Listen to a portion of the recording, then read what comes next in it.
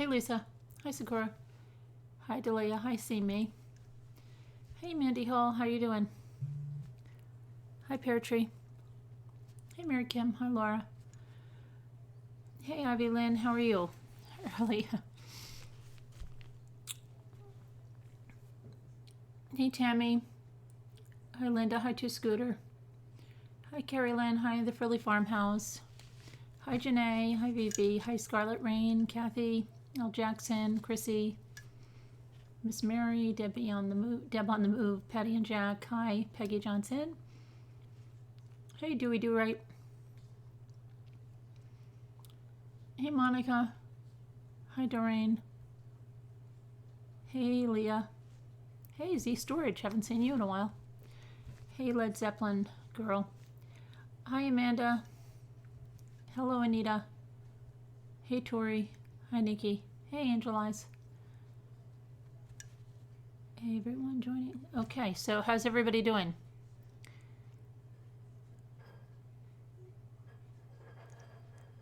Hey my full heart and hands. Guilty, guilty, guilty, Sandy. Yes. Hi Isabel. Hey Sea Glass. Ecstatic with the verdict. Yeah. Right? Oh my gosh. Let me see if I have anything from Deb. Let me give her the number. Hang on. I didn't even check that. Let me get the number to give her anyway.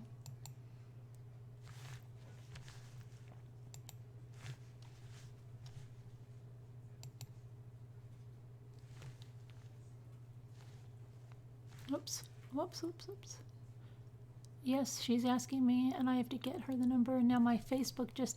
Deb, if you're listening to me, I'm trying to get you the number. My Facebook just... I don't know whether it is... Oh, here it is. Yes, we do want you on. Oh, my goodness, yes. There you go. Of course. Please. Okay.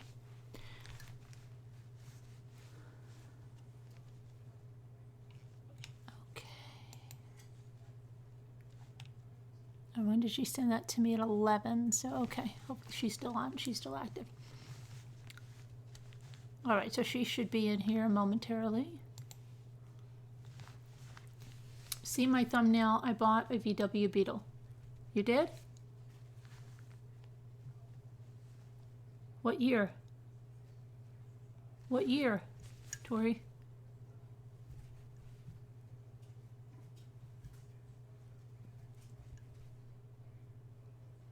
I think he'll keep trying to put out hits from jail. Yeah, could be, Janae. Could be. Hey, time for a change. Hi, Nanette. Hi, Jen. Hey, Sharon. Hi, Robin. Hey, Carla. Hi, Brandy. Hi, Ethel.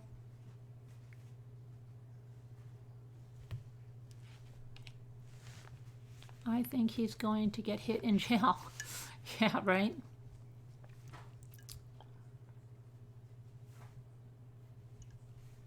Hello from Denver. Hello, Jesse.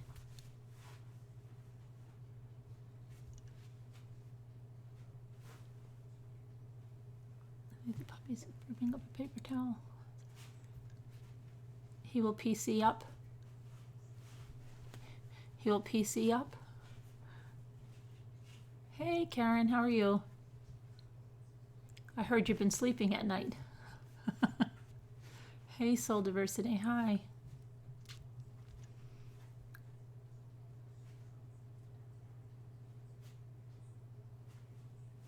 I think that Patrick will soon make a lot of new up close and personal friends. Hey, Danielle.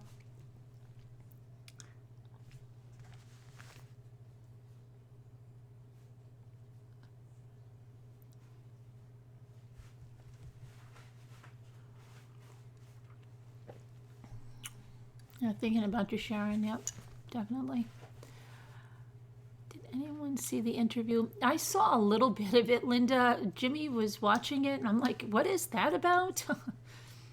That was, just from what I saw, it was weird, but I have to rewatch it. Hi, Tamara.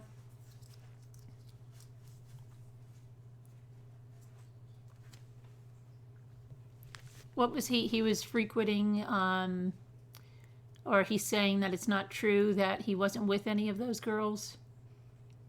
Is that what was happening? Did anyone say where he has completely made the English people so upset? Well, I think it's because he was seeing girls that Epstein had, right?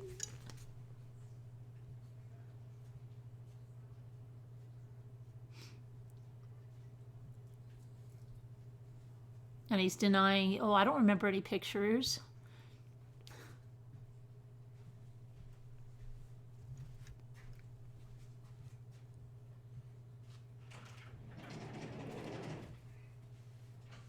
If they believe what Krystal said, subpoena her. If they believe. What? Hi, all excited. I'm usually 6 hours too late. Rice? Oh.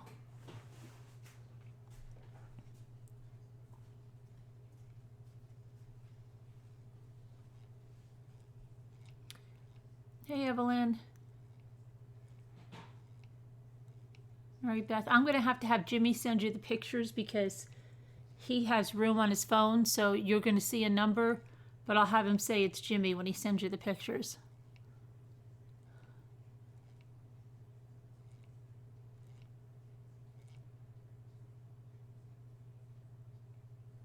He said that, LOL, that she is lying. He does not sweat, or he has said, I do not sweat then. I didn't see the whole interview at all. I saw like a snippet of it. So I can't really talk about it. I mean, I have to go rewatch it.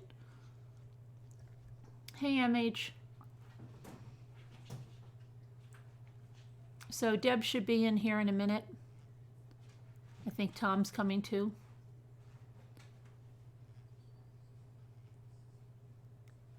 So I'll be in here, but I mean, I think everybody in here. It was the other prince. I think everybody in here has heard the verdict. Hi, Jesse. Hey, Jessica. Hi, Evie. Hi, Danielle.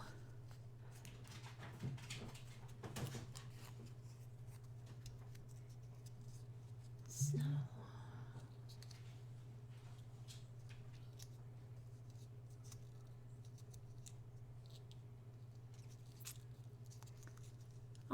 I'm wondering if anybody knows what prison he's going to yet. Yeah, you hear a puppy? Yeah.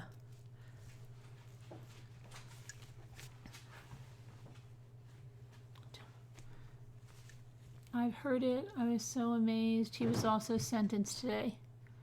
Yes. Howdy, Patty Gorilla. Who had an interview? Oh, Prince Andrew. He's involved somehow with Epstein. Puppy is white because he is made of sugar. Which prison? Yeah, that's what I'm wondering. I wonder if he's going to go to that one that Chris didn't want to go to, that scary one. The really scary one that he heard about. What is the name of that really scary one? Does anybody know the name of the really scary one Chris didn't want to go to?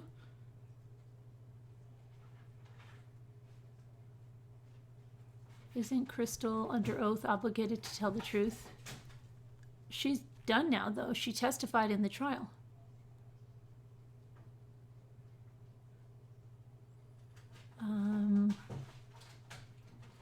I saw a lot of news agencies report the verdict. Even our small town had it in their Facebook page. Really, Kathy? What's the good word Gary uses talking? Oh, Frazee? He's guilty on all 8 counts. All 8 counts.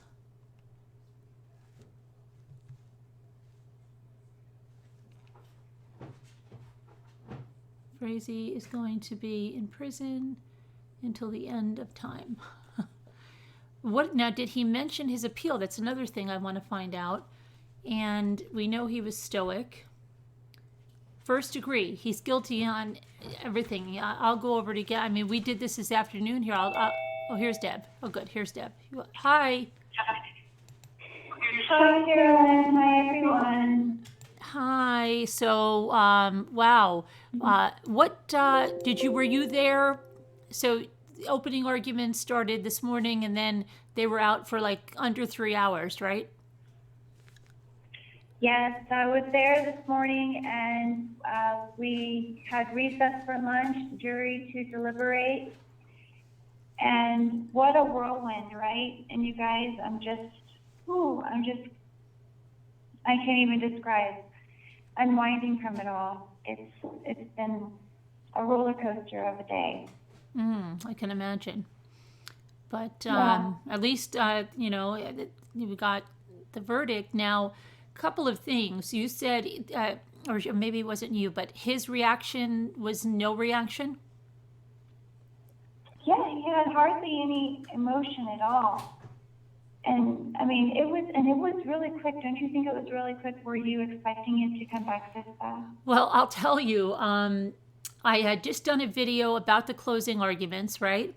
And then that we were on a verdict watch. And then I did like another video, and I said, gosh, if they don't come in, it was getting close to the end of the day out here, because you're 2 hours behind us. I think you might even be 3 hours. Are you 2 or 3 hours? I don't know, with the time change. But I said, I'm going to check. And then when I checked, I said, if the verdict isn't in, I'm not getting a good feeling. I think it's going to be hung if the verdict's not in. And then the verdict was in. So that was good. And yeah. Yeah, it was crazy. So we had recess for lunch, jury's deliberating. We went to McGill. So it was so wonderful. There was a lot of people from groups, our group, your group, it was amazing. We went to lunch together, and we're having a great lunch, just talking about the case. And then guess who comes into the restaurant? It was Patrick's entire defense team. Really? Sitting at the table next. Yeah. It was, so we were anxious trying to figure out what can we order, what's really quick, just in case, because we have no idea how we're going to hear about it, because the notice is 20 minutes, within 20 minutes, and that's given to the defense and the prosecution. But to just us peons, how do we get that information? Someone has to be right there watching. So there was media and people taking turns. They would go grab a sandwich at the coffee shop. But we went to go sit down because some of us were just meeting for the first time. Right. But the defense was there, and we were like, oh, that's the perfect alarm. So if we see them jump up and go, then we'll go. Yeah. It was just surreal in that moment, kind of a funny thing. And that happened. And sure enough, Steigerwald, he jumped up, he checked his phone. We weren't being a hawk, we were being very respectful. We didn't go and make comments, we didn't do any of that. We might have taken a picture, maybe a video. But allegedly. As soon as he popped up, we jumped up and we ran up, and sure enough, that's when we thought, oh, this is it. It's how it's so soon. And it ended up that they had a question about that photo I told you about. Oh, yeah, right, the photo. That was the defense presented at closing this photo of Patrick going into Kelsey's house carrying something very big. Have never seen this photo before. And the defense statement to this photo is, that's not a tote. The prosecution is wrong. They've made up the story. It doesn't make sense. And then they talk about the shadows, and that just brought back, memories. The shadows. And like, oh my gosh, this is crazy. But what was the craziest thing was that photo that the defense presented today. It's not in the photo book. Ends up, that was the question that the jury wanted to know. Was they wanted to see that photo again, and they notated that it just so happened to not be in the photo book provided to them yet. or provided them to them already. And so they deliberated over that and whatever else they were going over, but it seemed so quickly. And it was just enough time to get over to the free zone where we can message you and to touch base with you, and then try to get to the spot where the Wi-Fi works too, because it's like when you go to send the message, it's loading. It's that high in the mountains, Carolyn. The Wi-Fi is horrible, the reception's horrible, and you have to go in a far distance, and the courthouse is up on a hill either way. It's, get out of breath. Anyway, so go over to message you about it, and then sure enough, we go back, and not too much longer later, you see the jury taking a break. And then while they're taking a break, we see the defense going into the courtroom. Then we see the prosecution going in the courtroom. And then we see the jury walking into the courtroom. And that's when you could just feel the energy in the room. And everyone were looking at each other. And like so many of us were like, I have a stomach ache. I can't even tell you how many people said to me that they had a stomach ache. And sure enough, it was time. And it was intense. Wow. Okay. So then when you got in there, did he didn't look nervous at all? His face like wasn't red. You couldn't see like his I don't know, him swallowing or doing any of the kind of things that you do when you're really nervous? I study his body language because I love that about you. We both like to study body language, and I'd like to think we're pretty intuitive onto it.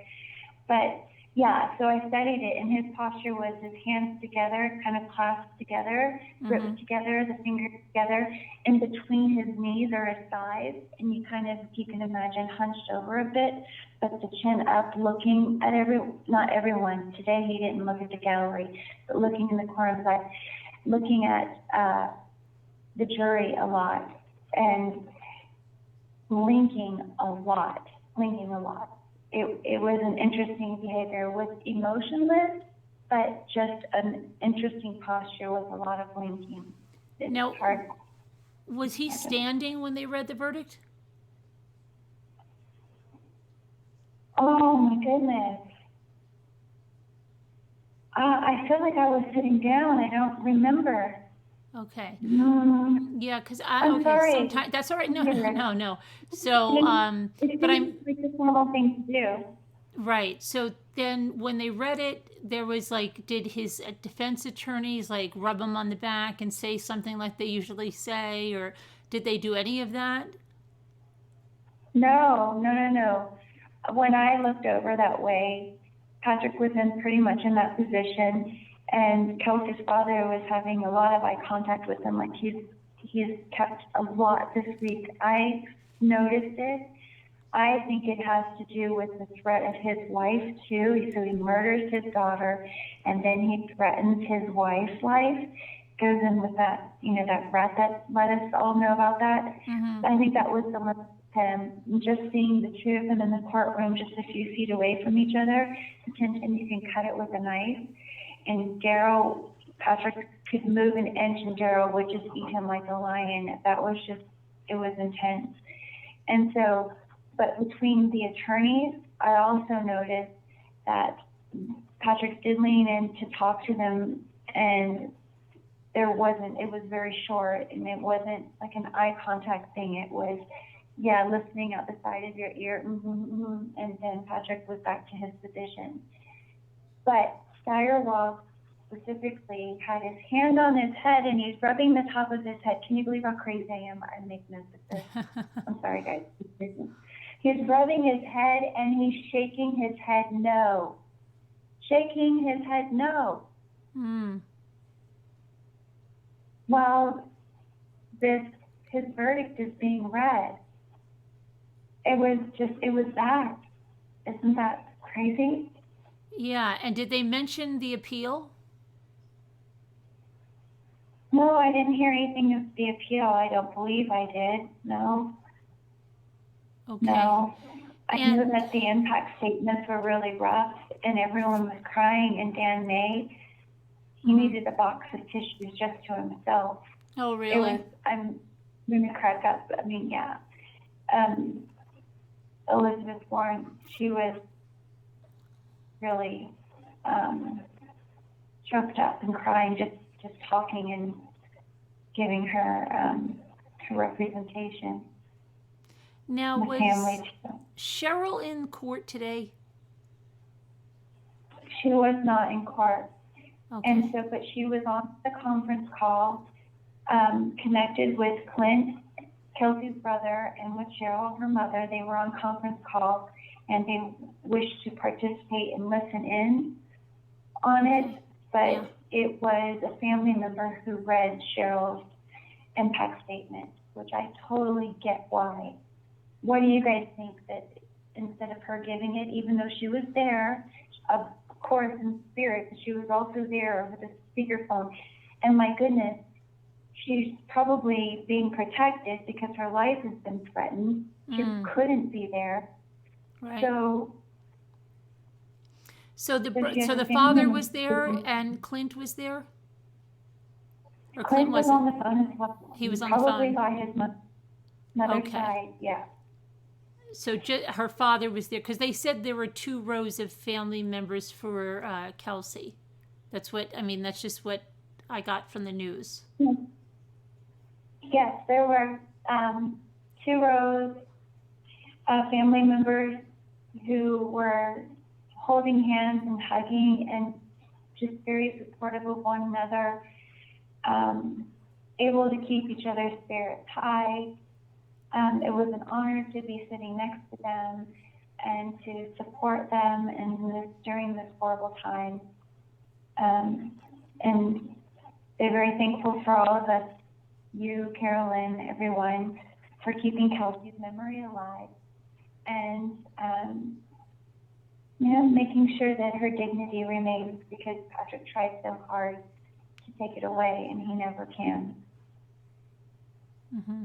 And what about Frazee? Did the sister show up, or was it just mommy? I didn't see her, but she might have been there because I have the worst eyesight. But I saw mommy in clear sight, Mom Frazee, and you didn't have to be watching her when the verdict started to be read, and she ripped out her listening device as though, it was just so sporadic. It was just spastic. Just ripped it out of her ear. She didn't want to hear it, and she didn't put it back in. And the rest of the time, she just hugged her pillow and her book and her phone. It was odd. But she didn't have any. She didn't have a bigger outburst than that, right? And there were more people in this section than usual. There were more people. There were new people that just showed up recently, and I just want to make a point about something, just to be a fair person, is that there are people that went every single day, through the hearings and through the trials, and not necessarily, I don't know if it supported Patrick Frazee, but they went there because they know him, and if it isn't supportive him, they sat in the back, and not in the back, but they sat in the gallery instead of going up in the family area of the section. And they did a duty of like a good friend would do. Mm-hmm. And you can see on their face that they're just good, loyal people that maybe may have been led astray. And this is just my heart speaking. And I'm going to have people say, how could you say that? Because they spoke poorly of Kelsey. That's because that's what they were told by Patrick for so long. And that's what we need to rectify, is that all these bad things that he said about her aren't true. But you can see in their face as these last few days, them being there this entire time, in these last few days of learning and coming to know what you know now, you can see the weight on their face from it. And I can't help but feel for them. And it's just a very powerful, emotional time, I think, for everyone. I can't imagine how disappointed they must be. to Yeah. support a friend and have led astray for so long. Yeah, hopefully they've To they've realize, seen the light and seen what he was, and um, yeah, if that's some good that came out of it, that they saw the truth, then that's good. You know. yeah. So and then okay, did you see him led away? Did they lead him away? I did. I saw him lead away, and I did think of his posture as just being way too confident and arrogant. He was heavy with his stuff, and he was back upright, and that whole hunched over posture that he had in the chair was completely gone, and the chin was up. And it was almost as though it was like, showtime, here we go, we're going to have the escorted convoy to take me back to the jail where I'm the superhero, or not the superhero, but I'm the superstar. Right. Everyone knows me.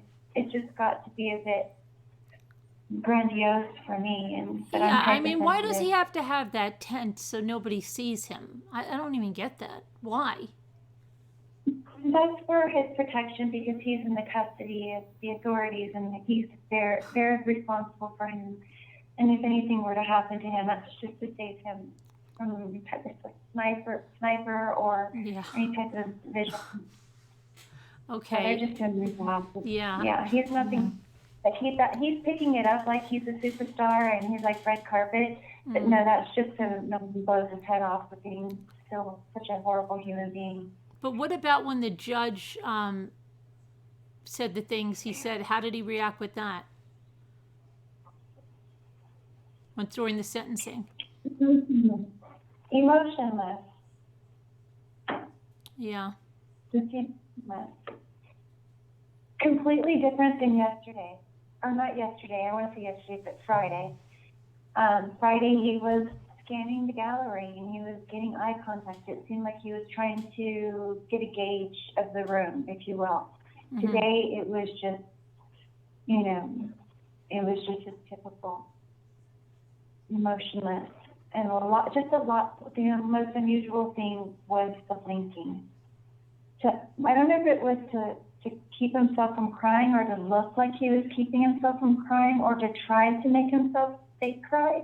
It was a lot of blinking. A lot of blinking. A lot of blinking. And did he do they know what prison he's going to? No prison. He was blinking a lot, especially when people said that she was beautiful. He would get even extra blinky. But yeah, no, we don't know where he's going at. I don't know. I don't believe we've heard. But Carolyn, Dan May said in press conference that they're still looking for Kelsey, that they're still taking tips, and they're just recently did a search based on the tips, and they're taking more tips, and they're investigating what they have. It's just great news. How fantastic, right?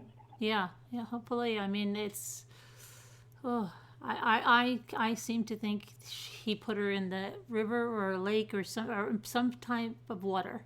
That's what I think. I just do. I don't know. I can't get that out of my head. My hair is driving me crazy. It makes sense. Hot coils, what are you going to do? You can stick them in the dumpster. I'm thinking he could have put them in the dumpster, but he would have had to put it with the trash can all together. But still, that's a fire risk, and that could have gone on fire and made a huge scene. So I don't see him, because he's so calculated and he's so good with his decoys, that the smartest thing would be is to pull over to the nearest water and staunch it out, But I agree with your theory. It makes sense. And he talks about elk run, elk way, and there is this elk path where the elk actually pass, and there's land called that area, and there's little ponds over there, water that goes up over that Golden Belt area, which today as I'm driving by and I'm seeing the sign for it, and I'm seeing the terrain, I'm seeing the water, I was thinking about you guys, talking about that the other night. And why the elk is standing out to me is because that was the code word that he was using with his mother when he told the rat from the elk the hunt. hitman from to say that all the horses are taken care of and the elk run is good to go. Right. And that was the elk run. And I was learning about what this elk run is because the gals were telling me the only thing they care about the drive up the windy road is the elk. And I'm like, oh, what elk? Because I'm just trying to stay on the road and not driving off the cliff. I've Right. never looked out for elk, so thank goodness I would have died, but because apparently there's so many, I'm just lucky. Oh, yeah. Then it clicked. Think about that. Yeah. I mean, the elk run or the, somebody said the elk club. No, the elks, yeah. The elks, now, he said something in that hit list that there was like a code thing about the elk run. So let's see. I think to get cadaver dogs out in the elk run ASAP. Yeah. And what about the smells aren't known? Do they pick up the cadaver on burnt bones? I know that sounds gruesome, but do you know this? Do they what? Do cadaver dogs pick up on burnt human remains? I mean, you know, that's I wonder. You think because the burning takes away the odor? I don't know. If they, well, they hit on that area, right? So they must have. When she finally told them where it was, they did hit there. So. Up in the barn in the hay bale. But the hay, they said they did the testing on that, and that was negative. It was negative for DNA, so the defense was trying to say, oh, well, the dogs didn't hit on DNA, that's impossible, and trying to twist it around. And what it is that they're right. It tested negative for DNA, but the dogs did alert to human decomposition there. And that's what's significant. But then the defense wanted to say, oh, the dog was just terrified. And they're literally lifting this poor dog up in this tractor ladder contraption, and the dog just wanted to get down. That's what they said today. Yeah, and they also mentioned how come the camera didn't pick up, Krystal, and how come it didn't pick up a lot of the stuff that a lot of us have wondered about, and they waited till today to even ask the question. Oh, yeah. Right? So you guys were asking me you guys were asking me if Krystal was found on camera. Right. And remember that I wasn't there that day, but I heard there was talk in the courtroom, and that was Elizabeth Warren saying to Krystal, well, you were seen at his house, or caught at her house, just alluding to it. It gave me the impression, but nothing significantly saying that it happened. And then I asked a couple people in the gallery, like a media or whatever, and they said, oh yeah, there was photos. It is that no, there was no images of Krystal Kenney coming in and out of Kelsey's house. And that's important for us to know, because I thought that there might have been. I was just, it's just, how information can get around. But yeah. I missed that day. It's like you, I need to see it. I didn't see it. I wasn't 100% solid on it. But today I want you to know it wasn't there. And that was the big hole for the defense to say, these time captures on the neighbor's surveillance is not consistent. And the prosecution should know better. If they made an error, they should have spoken up. And they had this amount of time to do so, and they didn't, and they ignored it, because this timeline is made up. It's not correct. It's just all of those words. And I found that really interesting, and that's when the whole shadow thing came in. Yeah, and he also mentioned, right, about that he didn't have a drop of blood on him, and all that stuff. That I just can't believe they waited until now to even address that, which is still a question of mine. How Krystal didn't show up on that, but yeah, what are you gonna do? I just it's weird because like she recorded it at certain times only when she's not home, so it would only be on at those times. And if she were home, then she wasn't, or if when she was home, she was recording, something like that. And then when she was fine and she would get the alerts of movement, she would just delete it because she was safe where she was. She didn't have concern. So it can capture those. So every once in a while, the email would go and not be deleted, and that was where they were able to capture the cache image from. But it was so few and far between. But they did, if you put them all together, it could play a cartoon. You can kind of see the motions of what was going on. But there was that image today of Patrick carrying something big into the house. And I don't know if it was a tote, I don't know if it was a suitcase, but it wasn't the same photo as that was presented in the photo book that we saw that I described, where he was carrying something in and you could see it over his left shoulder. And that was interesting. But that photo of him carrying something big, and it looked blue, it looked like a suitcase to me. It looked like a suitcase. It could have been the tote, I can't tell, but he might have had alternate methods of trying to do this. I don't know. Realized she was too big for the suitcase. I don't know, but it looked like something big in his hand. The defense was, no, that's not the tote. Right, okay. So they have their inconsistency. So, and then, the consensus at the, did his defense team speak afterwards? Or, I saw the press conference with the prosecutors. Do you know if his defense team gave any statement? I don't know if they did. They might have. I haven't seen it. I didn't make it for the press conference. I don't know. The answer is no, I don't know. Okay. And so, but most of everybody was pleased with the verdict, except for his side, of course, right? His mom. So and how do you guys feel about the verdict? Is this what you thought was going to happen? I tell you, I was scared. Yes, I thought this would happen, but then I got scared Friday with that guy. I thought. Did you think that would, yeah? I thought that would intimidate at least one or two jurors. I really did. So I was scared. Yeah. I was scared that they were gonna hang. That's so valid. It is so valid. I think that there is, without a doubt, that even just people in the gallery just participating and being in the courtroom during this feel a sense of fear from him. But let's not feel that, because he feeds off of that. We're learning from this narcissistic personality disorder.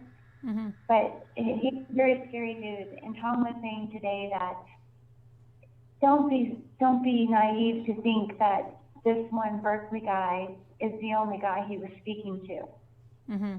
Patrick has outlets, he has access, and he will use them. And he might even be more dangerous from the prison. I said that. I said he might be very dangerous because he has nothing to lose, right?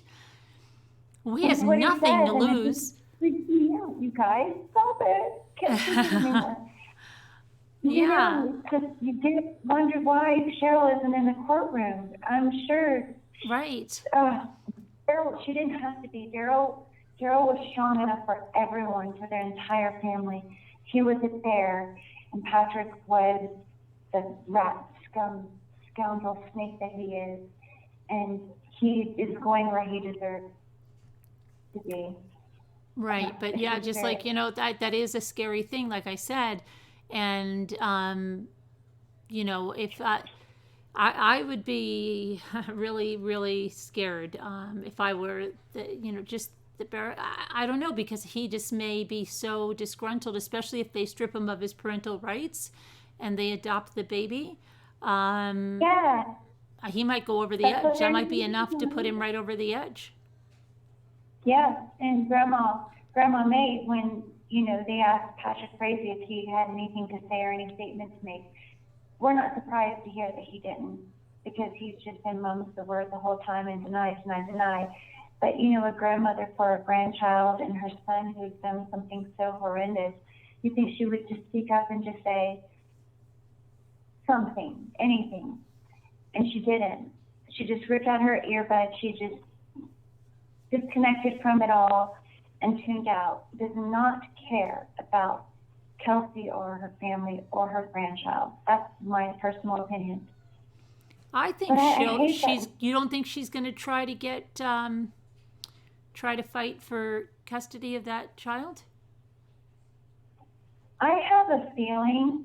I think she was going to, and she wanted to, and she has set out in her mind to, in the family and all of them as a consensus.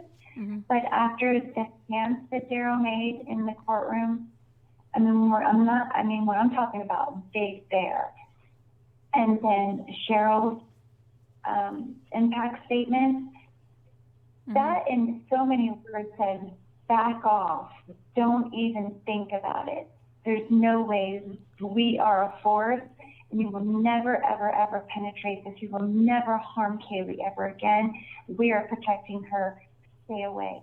And it was in our entire courtroom, the judge, the jury, everyone, the DA's office, just enveloping them and hugging them in that type of nucleus of comfort. They just needed that, and they gave that. And I'm just so descriptive, but it was very powerful and very emotional. So she said during that statement that they plan to adopt her? Yes, they plan to adopt her, and you know what that means, legality, that he would have no rights to her at all. And they will be able to protect her from him and his family forever. She will have a beautiful, healthy, safe life ahead of her. Did he make any reaction when they said that at all? At that? No reaction either? Just the same look, a lot of blinking, and Ma Frazee just comforting her book. Huh. It was so crazy that one of the ladies says, "Oh my gosh, she's reading How Escape from Alcatraz," and I couldn't see the book, and I said, "You're kidding me." And I almost ran out of the courtroom to go and write you and tell you, "She's reading Escaping from Alcatraz." But they're teasing me. But how funny that would be, right? Yeah, yeah. But so now his parental rights, he doesn't have to sign off on them. They can just be stripped.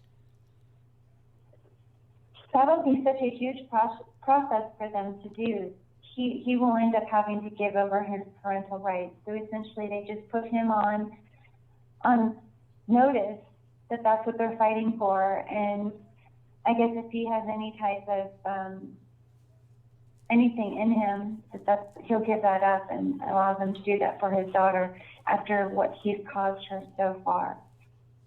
So it was a plea and it was a notice, if you will, combined. Come to Jesus. See, but I don't think he would ever sign them off, do you?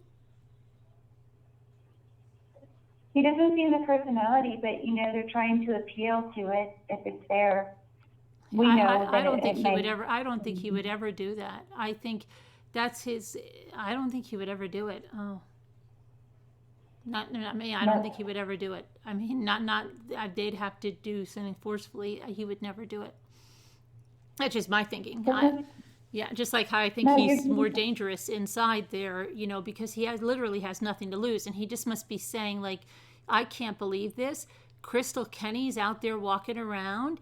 All these other people are out there walking around, and I'm in here, and that guy that brought the letters, he's out there walking around, and I'm in here. Oh, I think he's ballistic. Yeah. Yeah. You're good at this, and you call it well. I agree with you. That's exactly what I think he's going to make them pay. He's going to make everyone pay, and it doesn't matter because what does it matter now? What else could happen to him? He must figure. What are they going to do? Give me another 156 years?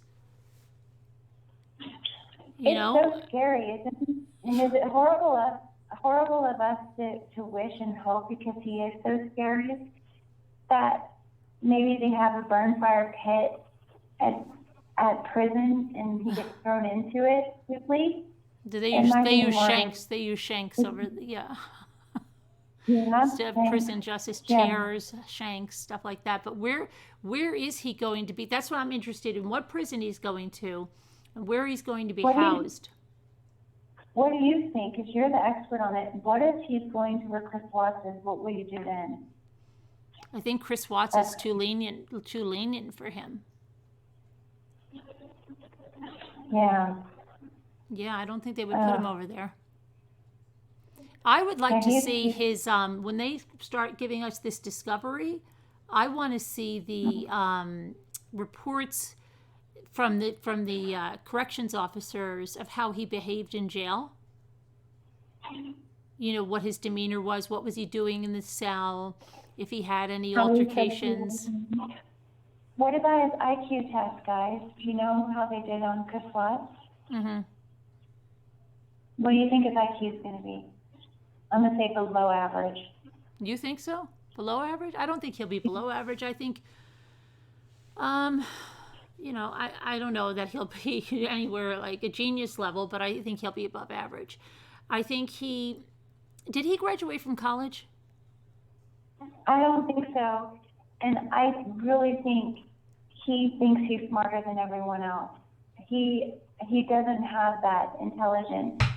I would give you a chance to maybe second guess it and then come back to me, because if you think about all the times he tried to, all of his decoys, tried to deceive everyone, all the while he was just pretty much naive to the whole technology. And that doesn't mean someone is not intelligent, but then you see but what's important is you see his justification.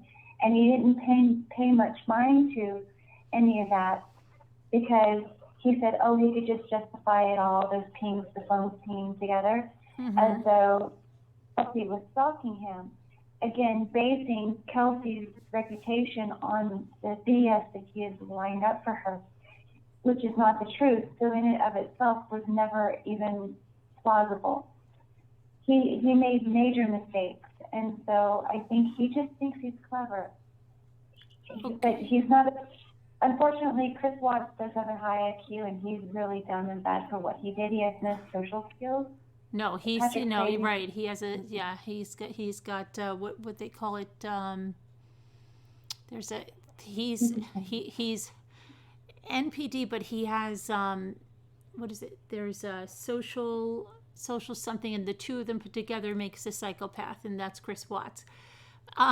So wait a second, but I was going to ask, Eric wants to know, could you give a brief guesstimate of what you think the jury's ages were? They were from about 90 years old to college age, but I will tell you the youngest college age was made into an alternate. So the college age girl was not, am I allowed to say if it's a girl or a guy? Oh, I hope I don't make mistakes here. Those judges, and I'm sure I'm fine, but she was an alternate. So then the average age of the jury that was the decision making was 30s to 90s, maybe. Okay. Yeah, you can pretty safe to that. It was a wide range of ages. It was every generation right now. I mean, 90 years old, sharp as a tack though too. I got to sit in and listen to the final selection of the jury and the questions that were asked and the answers that they gave. Just articulate, very sharp people, very impressive, and they did a great job. Very good. Yeah. Wow. And somebody said maybe he's going to the maximum security in Florence, Colorado. I wonder if that's the one Chris was scared of. What's that one like? Yeah. I hope it's bad. Well, if it's the one Chris heard about, he was like peeing in his pants in the van when he thought that he was going there, but they were just going for a bathroom stop. But he apparently had heard about it from where he was coming from, how bad it was. Is that the one in Florence? Don't you hate that Chris Watts is somewhere where he talks about being so comfortable? Yeah, he loves it. He's And got the basketball, and you know, I think he's yeah, purposely, he's made it so that he'll stay in the protective custody. it's disgusting. It's Florence Alley Cattails. That's the bad one that he was scared of.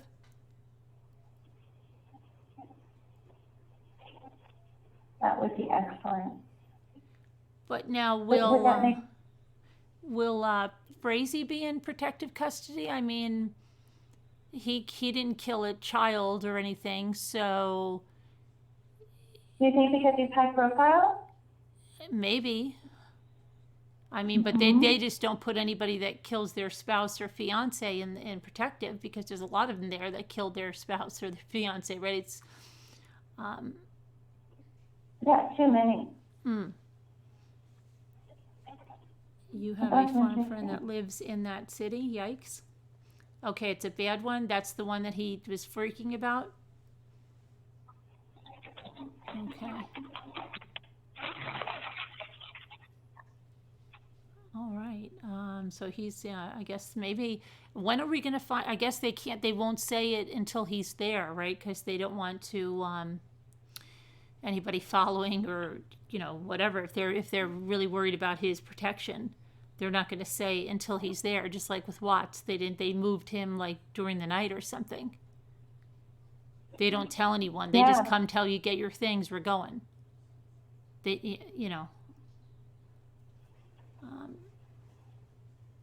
So I mean, literally, somebody could keep watch on the Teller County Jail to see when something moves out of there. But yeah, to see. But they should. I mean, he should be moved right away, right, to a prison. They're not going to keep him in the Teller County Jail now that he's convicted. One person told me he was going to stay in Colorado, and it was such a letdown. And then another person told me that no, he would go into federal and probably be taken to another state. So right now it's 50-50. But if he's in Colorado, evidently that would be great for him, even if it is perhaps a rough prison. I guess his peak. They need to. So I was told. Okay, so let's see. Any other questions for Deb? Anybody have any? If you have questions, you can type them up. Let's see. They may put him away somewhere so he won't contact other prisoners who could do his bidding. That's what I thought. Maybe the ones that wouldn't have contacts in Colorado in the gangs, They'll move him to Wisconsin with CW. That would be a trip. Yeah, I don't think so. How do you feel the judge reacted to this? How do you feel the judge reacted to the sentencing? The judge reacted to it? You mean he imposed it? Do you mean how did Patrick react to it? I'm not sure what the question is. The judge, he was red, and he was angry. He pointed out that Kelsey spent the night before she was murdered caring and taking care of Patrick Frazee. So for the next day, Patrick Frazee would beat her head in and then later burn her. And so for that, he insisted on giving maximum charges, sentencing him the maximum for that. Heartless. Yeah, I read the little blurb that he said, yeah, right, yeah, absolutely. And that he was going to hand down the maximum sentence. Yeah, so she may have already said it because I missed. Oh, I don't know what you said, Eric. What'd you say?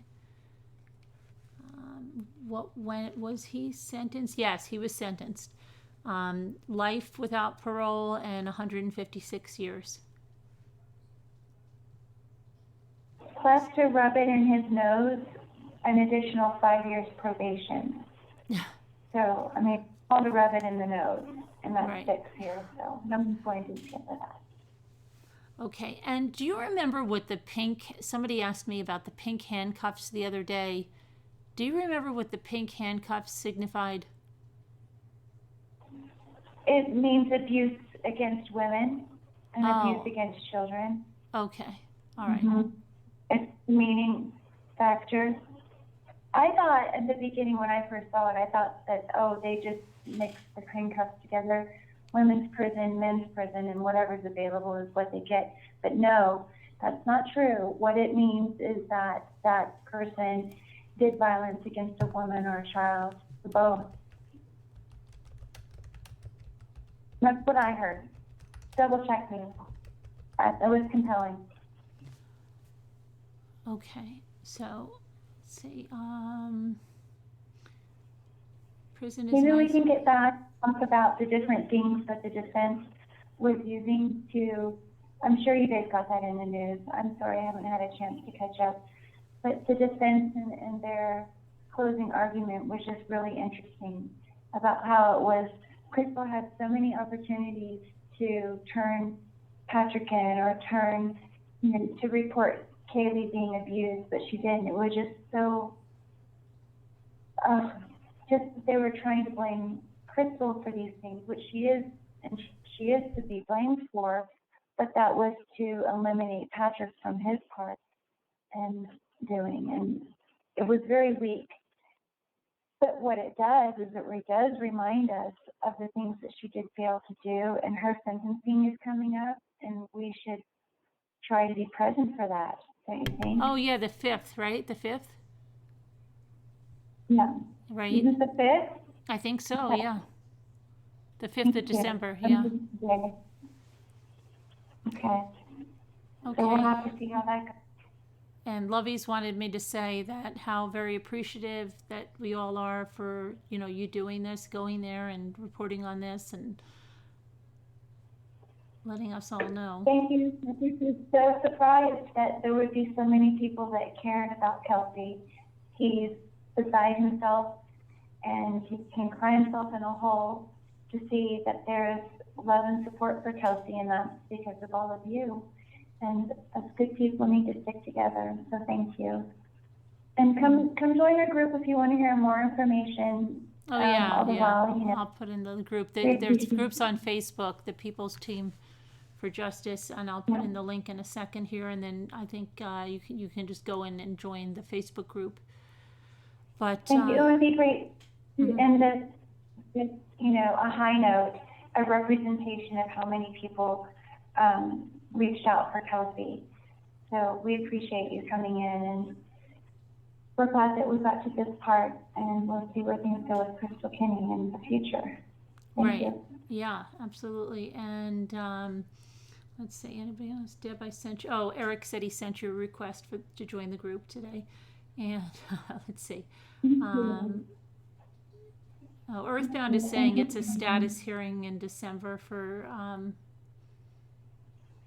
Krystal.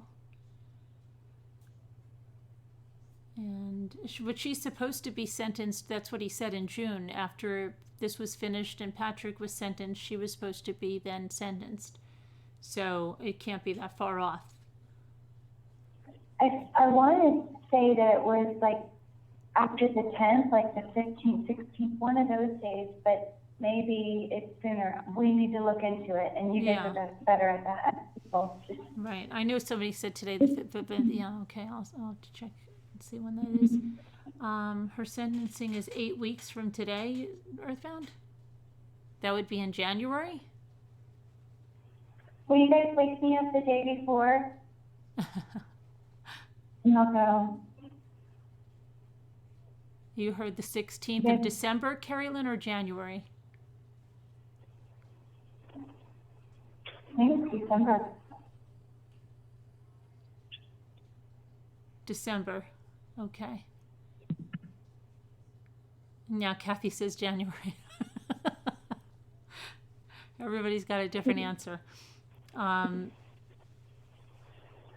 Probably not until January. I read that it was December 2nd. Everybody's got a different one.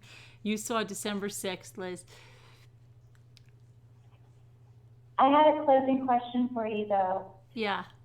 Carol, so you remember the video that I sent you today of Patrick leaving the courthouse and all of that? Yes. And the all that big to do and all the people around waving to him? Right. Do you think for a second that he's going to think that they're waving hello instead of goodbye, like goodbye, see you later, go to hell? And he's getting this thing in his head. And do you think there's going to be all of that fanfare of the ladies writing him and getting on the phone with him when the ladies writing books?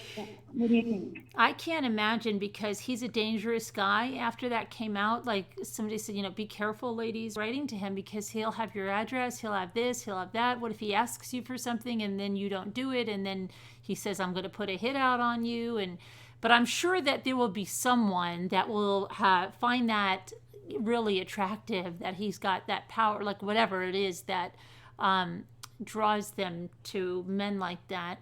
Some won't be scared of it. Maybe some will say, oh, I don't care, it's a P.O. box, I'll get a P.O. box 2 towns away or something, I'm not going to be scared, but I'm going to write to him because I want to talk to him and see if he'll open up to me. So I imagine there will be some that do that. Somebody writing a book, I don't think you're going to get somebody like Sherlyn to go in there, because I think he would eat Sherlyn.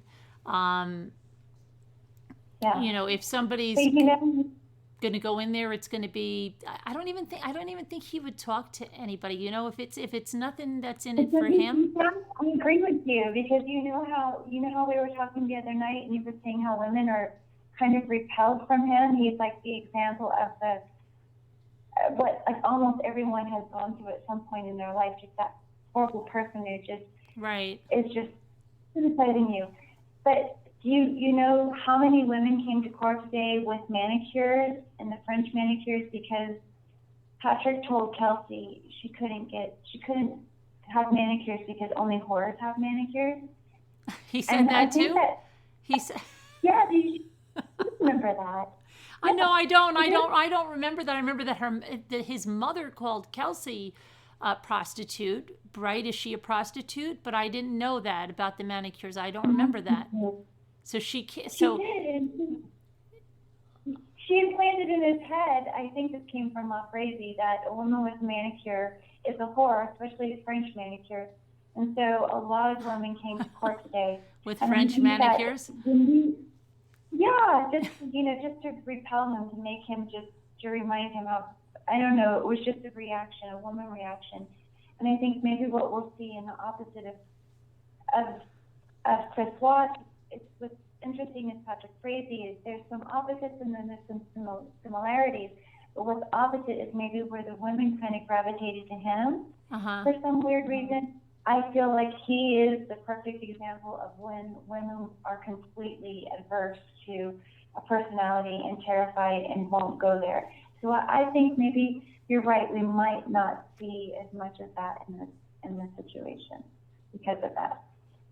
Right. Oh, and I know the one thing I want to say from the press conference with Dion May, what they said was they wanted to let the world know who Kelsey was rather than attack Patrick, to let everyone know who Kelsey was and that she trained Air Force pilots, right? And all the things that she did to make the world a better place is what they concentrated on. I guess maybe he's talking about their victim statements rather than rip into Patrick, just to let the world know who Kelsey was. That seems like a very diplomatic approach, a very high-grounded approach, and it's positive for Kelsey, and so I think that's fantastic. Mm-hmm. But still, he's just horrible. Right, yeah. Just, they went on about her being a pilot and her training, and that, everything she did as a mother, a single mother, and drove an hour and a half to work each way, and that she took care of her child, but her child will never have a memory of her because of what he did. And, so they,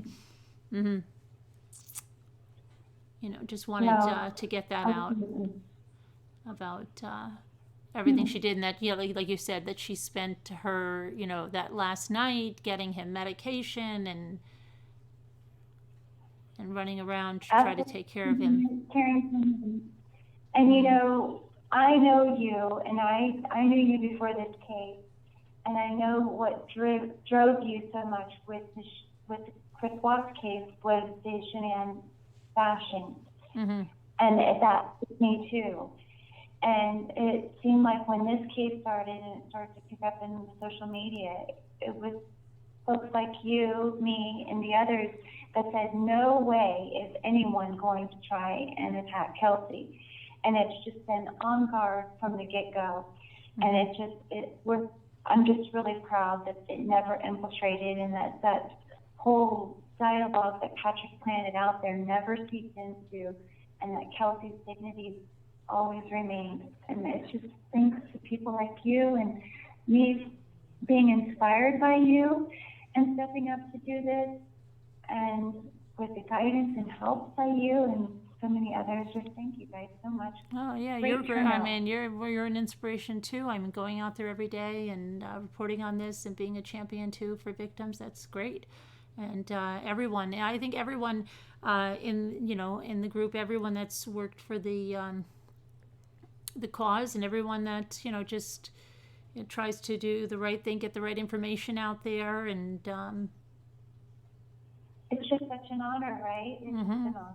Yeah, because they don't have a voice anymore. Their voice is gone. So yeah, right, you gotta try to just get the voice out there and not let people. And I'm glad that they didn't go on the attack. The way they did with Shanann and even the kids, and her family, because that's just ridiculous that they go and do that. But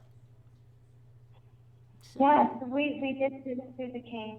We have a little bit more work to do. It's still a bit of an uphill battle, but you are the epitome of the example, and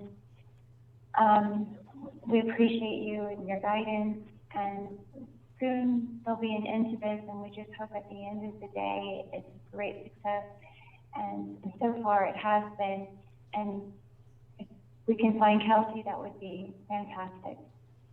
Right, now, is anything planned, because you had left some, is anything planned by, because did you say something was, something about the... So the district attorney, they are searching. They have just conducted some searches based on some information and tips.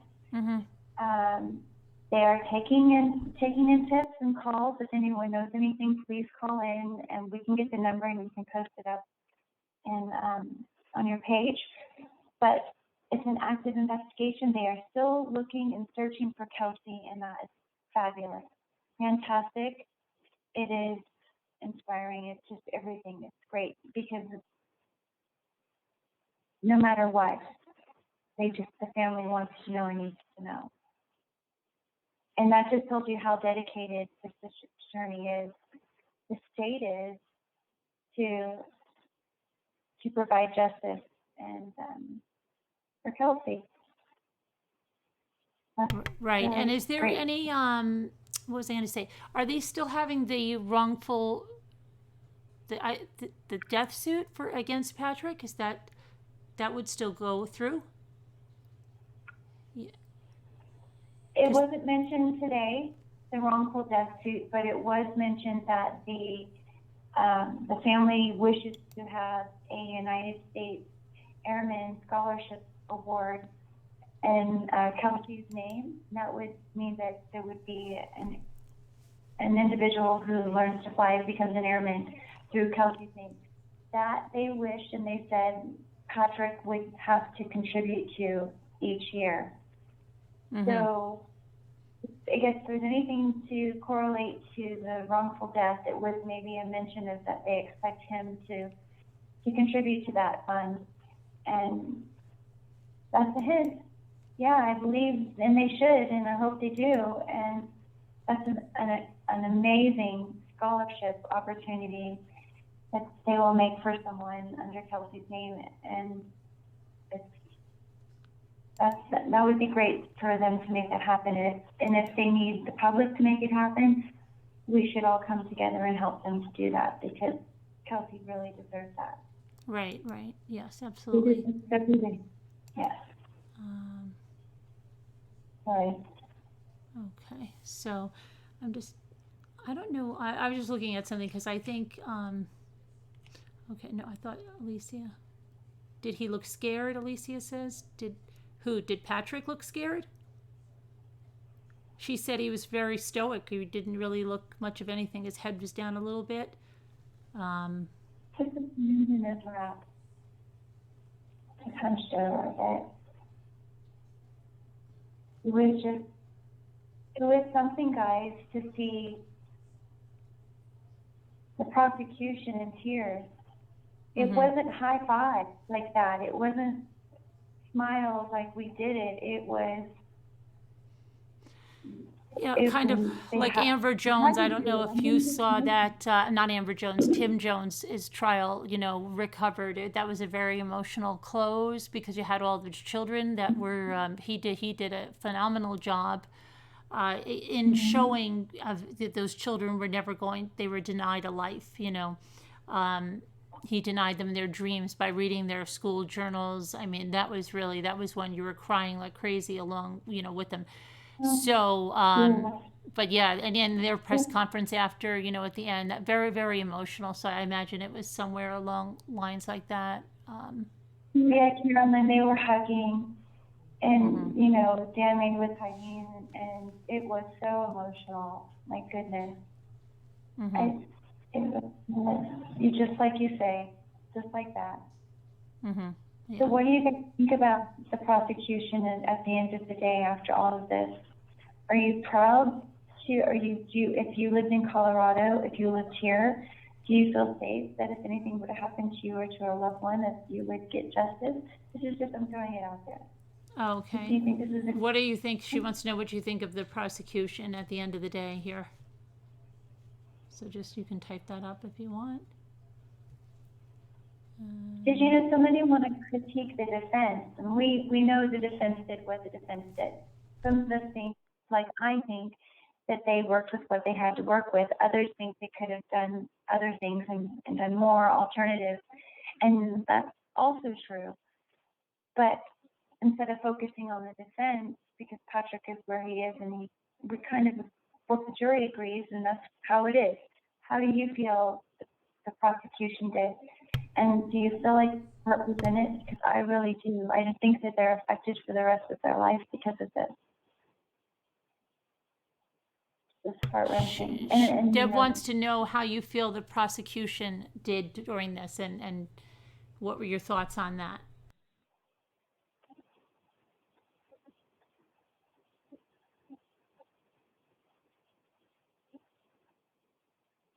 Yes, Kaylee, Alicia. Ask Deb what the community thinks of the Frazee family. Do you get a gauge of how the town Cripple Creek feels about the Frazees now? I have a sense. This is my personal sense, and the community. It's kind of like watching an animal from a zoo. It seems like there a lot of the outsiders' reactions. Like if they see Ma Frazee in Safeway, they'll start videotaping her, which is kind of weird. So she's getting that kind of attention, and does she deserve it? Probably. What does the rest of the community think of her? I know that there was a few people who Patrick Frazee had worked for, and they had seen how rough he was with their animals, and just did not think he was a good person. But so much as his mother, I thought it was interesting that the judge really took to her in the sense in the beginning of that Fifth Amendment and saying that it was inappropriate timing and all of the things that he said. I wasn't there. I didn't catch that part. But it seemed a bit of favoritism. Did she plead the fifth? Was she a witness? What happened to her? Did she get a deal? Because we never heard from her. And then she was able to go into the courtroom after Mr. Bentley testified. So it's something weird is with that, and I feel you guys. I don't have an answer, but I get what you're talking about. It's a bad vibe, and I don't know what that is. Something's up with the community. I think that the neighbors are very wary of them. This is serious stuff that she may have had knowledge about. But something still is up.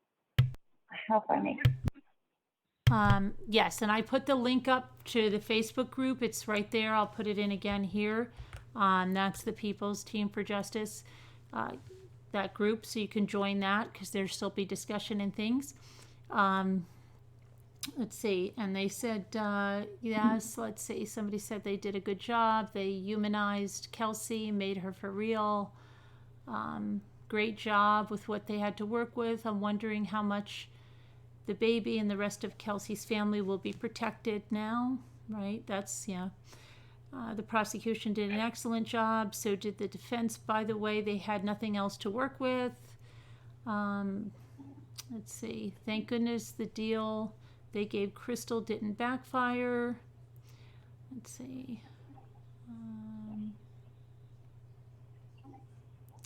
I hope the judge's sentences KK to as strongly as he possibly can. I'm sure he will be as mighty and swift as he can. I appreciate his attitude and attention for Kelsey and her family.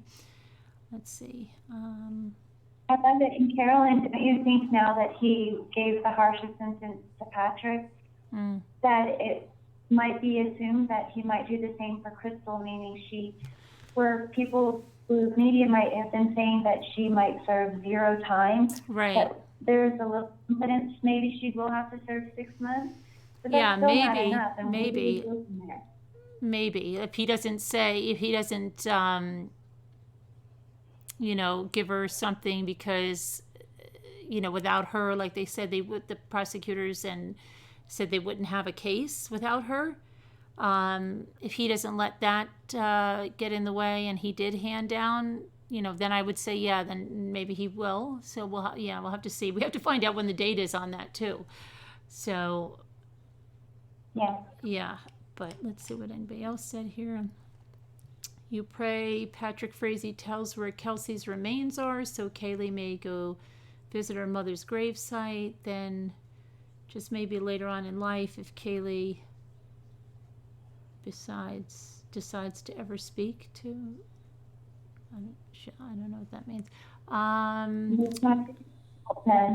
wanted to ask your opinion though.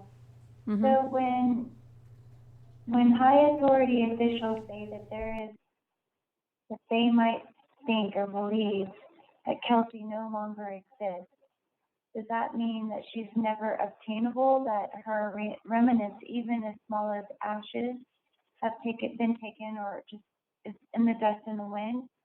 Or could it be that maybe she was dumped in a dumpster and that is where that goes into the landfill ashes, you will never be able to get them and you won't ever admit to that because that's too harsh of a thing to tell a family? Or what do you think? Because if they say that she no longer exists, her body no longer exists. Right. Yeah, I would think they mean it's just it's gone. That she's not. Her remains are not going to be found. They're gone. I don't think that there probably wasn't much left, and that's why I think he used water. That's. I just think he used water. Yes, I do too. I agree with you. It's logical. Mm-hmm. So But then May is saying that they're still going to search for her. So is that given? Well, I mean, technically, were they? OJ said we're going to still find his ex-wife's killer, right? Yeah, I was wondering if that was. You know what I mean? So, yeah, they'll still search for. They'll follow up if they get any tips, but I don't think. Yeah, I just think they probably whatever happened. They're saying he that's it. He got rid of them with water, like he burned them, so they know that there wasn't much left to begin with, and then he got rid of it either in a river or in a landfill. They've searched the landfills like crazy. and have never come up with anything. So, you know, it's, like, again, like John Benet's, how, if it's, yeah, it's just, I think they just, they've got the justice, they've got him where they want him. They did exhaust, a lot of time. If there are tips that come in, if somebody talks, they will probably, follow it up, of course. But, I think they're probably thinking she's, whatever was left was thrown into a river or something, and it's not going to be found. Yeah, just to kind of delay everyone, yeah. Mm-hmm. But if she's there, yeah, I get you. You guys are so awesome. You're amazing. Oh, you're amazing too. Yeah, no, you're great. This has been great that you've been able to give us these reports and let us feel like we're sitting in the courtroom, and that's really appreciative, especially when there's no coverage at all. So I wonder if do you think any of the jurors will go on I wonder if any, like 48 hours or Dateline, you think any of them will cover this and any of the jurors will speak, or? I think so. I do think so. And I do. I will say yes, don't be surprised. Okay. All right. Yeah, so. And I think we have that right. And they're very brave to do so. Don't you agree? Oh, yeah. Yeah, definitely. Yeah, yes. Yeah, I mean, he, like I said, I think he can be a very intimidating guy, and he's got nothing to lose. Nothing. And that's the worst thing. Absolutely nothing to lose. So we'll have to see what happens. Hopefully everybody, that they'll get, some extra protection and, so that nothing happens. And I guess, they'll probably, I'm sure everyone there that was on that list is looking over their shoulder. Ask her if it was, Eric says, ask her if were you near those gorges where they searched for Kelsey's phone? Eric wants to know if you were anywhere near those gorges. No, we didn't ping we did ping them on paper. Well, the information was already pinged, but we did redo the analysis and were able to figure out where Krystal was. And she pulled off to a side road just where court testimony confirmed. But what happened is Krystal did not destroy the phone or throw the phone over the gorge then, even though she'd led them onto a search to do so, which is something else the defense probably could have gone into a little bit further. But instead, she burned those devices at her house. So where she turned off the phone and took off the battery and all of that was in that area when she pulled over to do those last text messaging and to Patrick and to Kelsey's work. Okay, because Eric was saying something about Mallard State Park, or he was mapping some gorges out over there. But so she just made it. They never found a phone in Gooding. They did. They found remnants of burnt phones in Krystal's backyard. In her backyard, right? Pits. Yeah. Okay. And even the protector, but one of those were also the burner phone. Allegedly. Yep. Yeah. That you talked about. And I was, what were they doing with the burner phone? You're like, no, they had burner phones. And I said, why are they doing burner phones if they're talking all the time on their own phones? They had burner phones, Dad. Yeah, you were right. Yeah, because in the warrant, she kept getting a new one. Like when she first went down to do the coffee thing, she had a phone that she was connecting with her. And then when that thing didn't go through, she got rid of that burner phone. She got another burner phone for the next time she came through. And she kept getting a different burner phone. Yeah. And so what do you think was on the burner phones if what we saw was on the regular phones, which was a lot? Right, yeah, well, and the burner phone was also for Kelsey, like, because that thing with the dog, when people said, why would she have got her a coffee? Well, she supposedly had helped Krystal look for a fake dog that was lost. Yep. right? And that's why Yep. she was buying her the coffee. Yes, exactly. And she even told a coworker about that weird story. And there's some posters in here saying that Kelsey might not be in a dumpster. She might be in a dumpster. He pinged there. That's what's there is a dumpster in Nash Ranch. So, and there's a lot of water around that area too. There's those 8 lakes. So it could be one of those 3 things if he did that on the 25th. We don't know where else he pinged after the 25th. So let's Could have also been like, that ash can that he had. It could have just went right off a gorge too. Yep. Could have done anything. Yeah, Could I be. mean. Let's be logical though.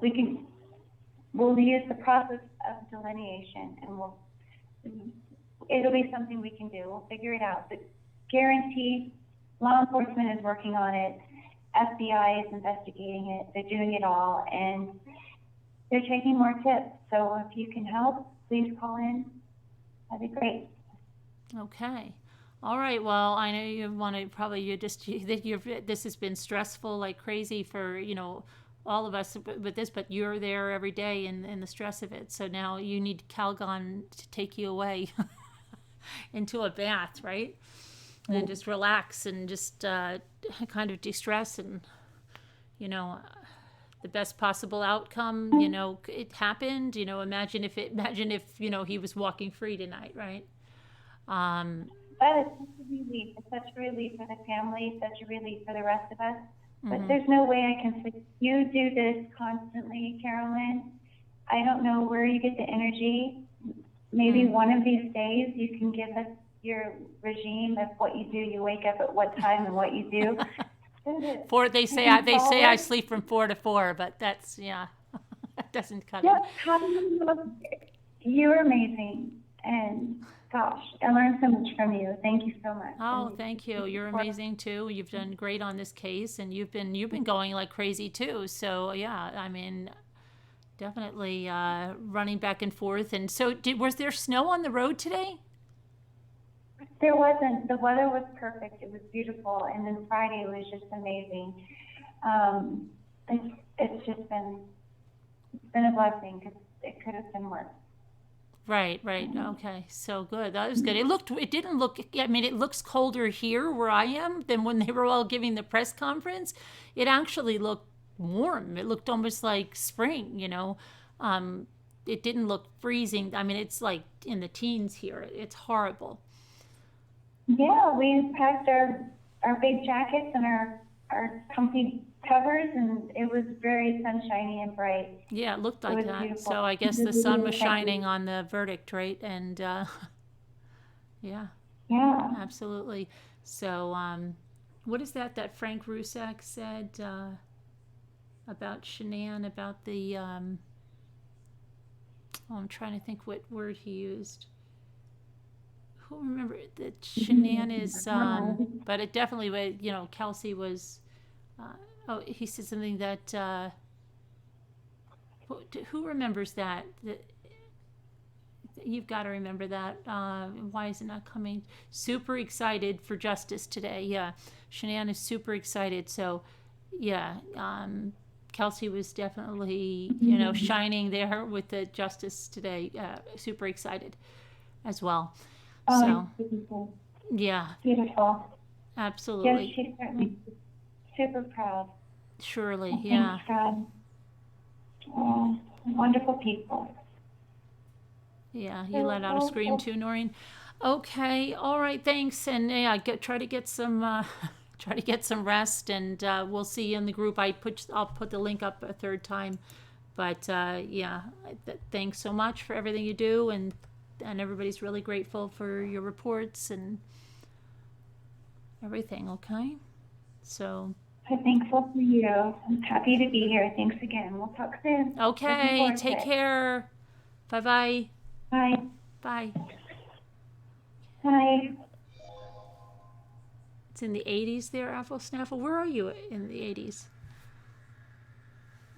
So yeah, wow. Okay, that's a lot of information. So now we just have to find out where he's going. It'll be interesting if he does get moved to Florence. Great recalling.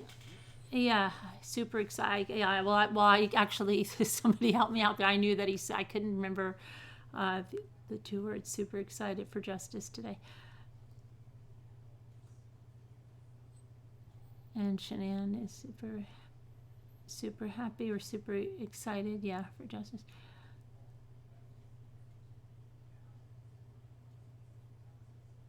Oh, you live in Arizona. Just starting to get cool, a cool 80, nice, cool 80 degrees.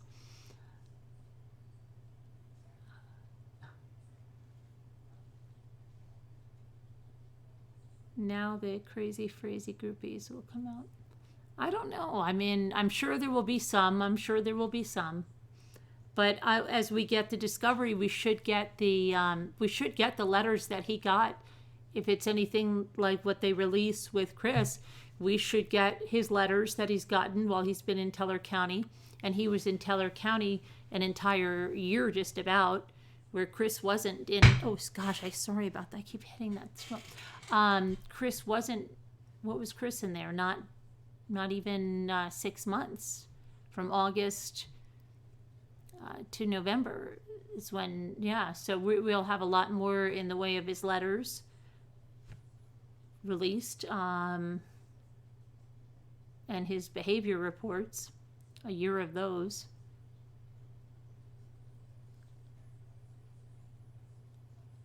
Oh, thanks, lovies.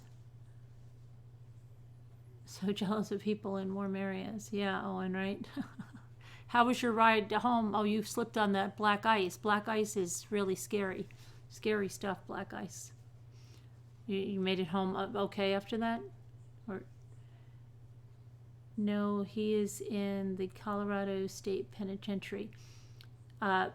Port, he's already there. You know that he's in the Colorado State Penitentiary. When was he transferred?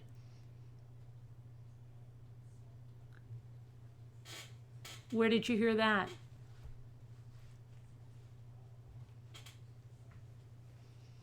Did you hear that where?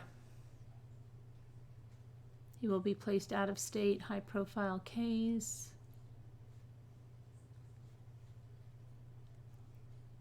No, I don't get it. You just said he's in the Colorado State Penitentiary. I said, where did you hear that? You said no. Help me out, Potter. He will go to Denver assessment first. Okay, Denver assessment. Chris pled guilty in court 1 year ago today. Oh yeah, really? Yeah. Was it today? I will be so tuned into your channel. Oh, they're going to release. Yeah, they will be releasing. Then my money's on Colorado State Penitentiary. But, oh, thanks, Sheila. Hey, Gigi. Because Florence is mostly federal terrorists. What about taking him out of state, though?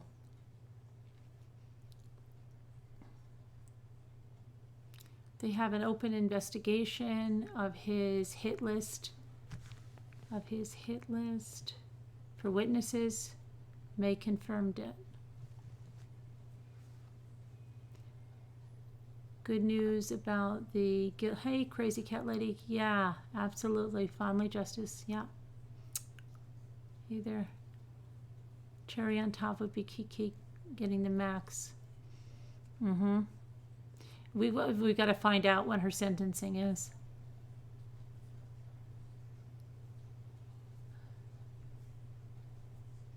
So that'll be good to find out. Send him to Mississippi. Or Alabama. Isn't there like really bad stuff down there? Hey, Jeannie. Unfortunately, Krystal fits the description of witness protection. Yeah, Hennessy, right? Yeah. Canyon City prison. I don't know, Paula. Yeah. Down there, right? Yeah. They're like overcrowded, and I saw some kind of thing about them.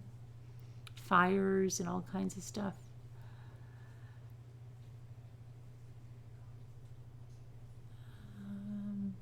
Mommy, I had another, what'd you have? Anaphylactic? Oh no. Leisha, really? Ambulance? Double? Wow. By what? So now, what was it? I'm glad you're okay. What was it? Now you're wary of more foods. What was it, Leisha? Do you know what it was? Frazee's finally going to hear his first haircut not done by his battle axe mama. Arrow, don't you think he's had them for a year now over there?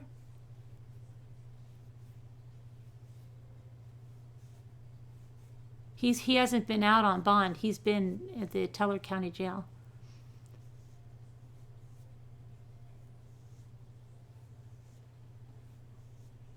You had no internet today, Katie? Oh no. Why? What happened? You're so drugged up. Do you know what it was that caused it?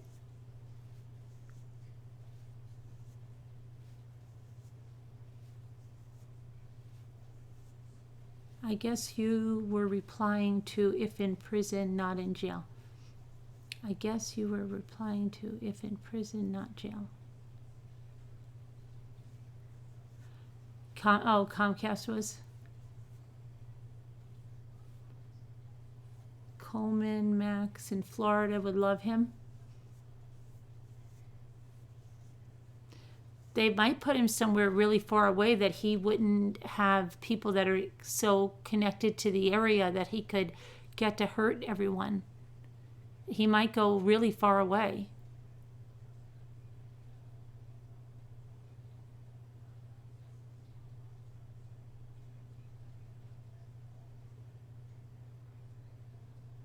Okay, Apple Snapple.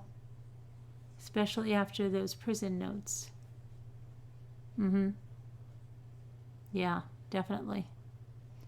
Definitely. Oh, somebody, you know what? I found some more stuff about Frazee on my phone when I was looking up,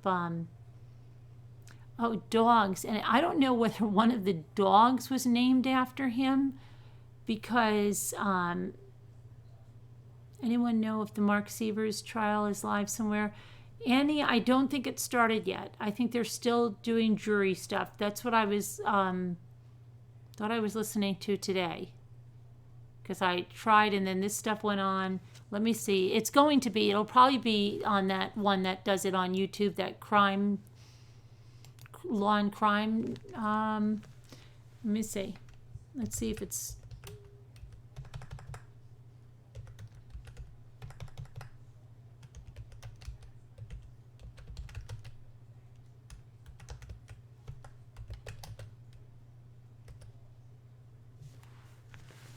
Okay.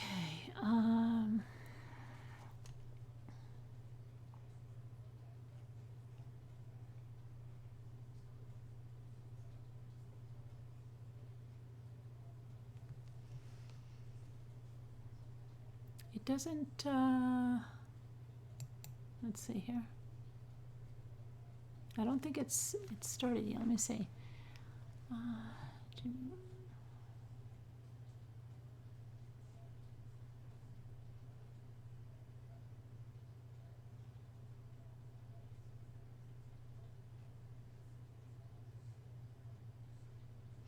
Mark Sievers' brother wants to adopt the daughters.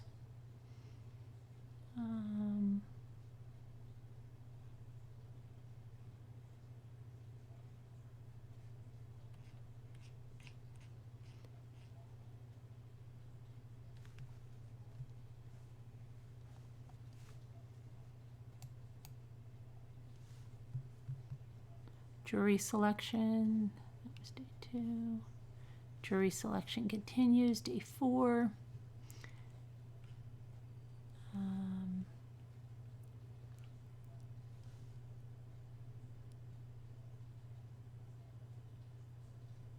Update day 5, jury selection. Yeah, it hasn't started. It's still they're still doing jury selection, but I'm sure it will be televised on that. Let me see, what is this? Let's see. This is still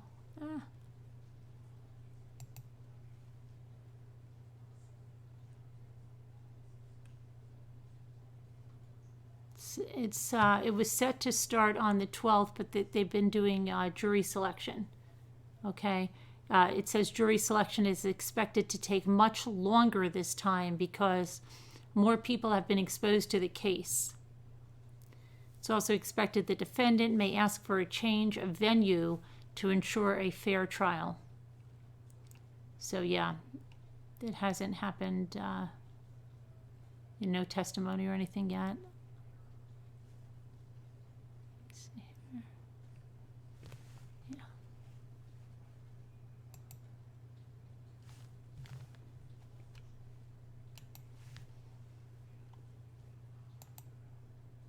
Where's my chat? Back here. Perfect place for Patrick. Where's the perfect place?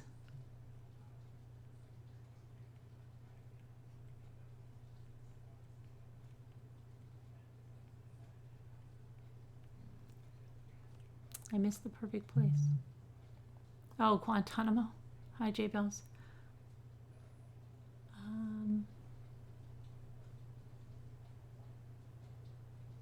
You gotta eat? Okay, Hunter, take care.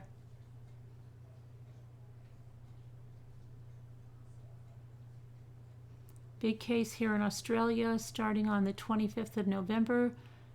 There have been requests for it to be streamed. What kind of a case? You don't, do they usually televise them? You were washing carpets with a brush where the dogs piddled, so it could have been carpet cleaner. Oh, wow.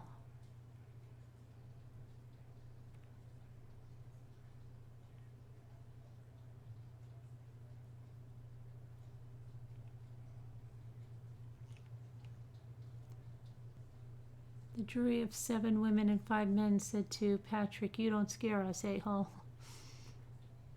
Yeah, prayers for the Berreth family as they heal. Absolutely, Sheila, yeah. Claremont serial killer, no, never. They audio record sentencing, I see.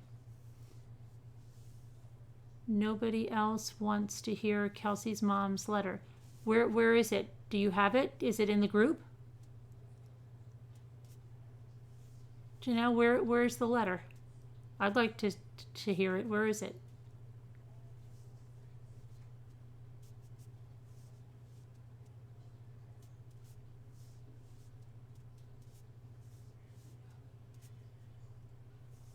Oh, it's in the Daily Mail? Let me see. Daily Mail. The Daily Mail. Let's see.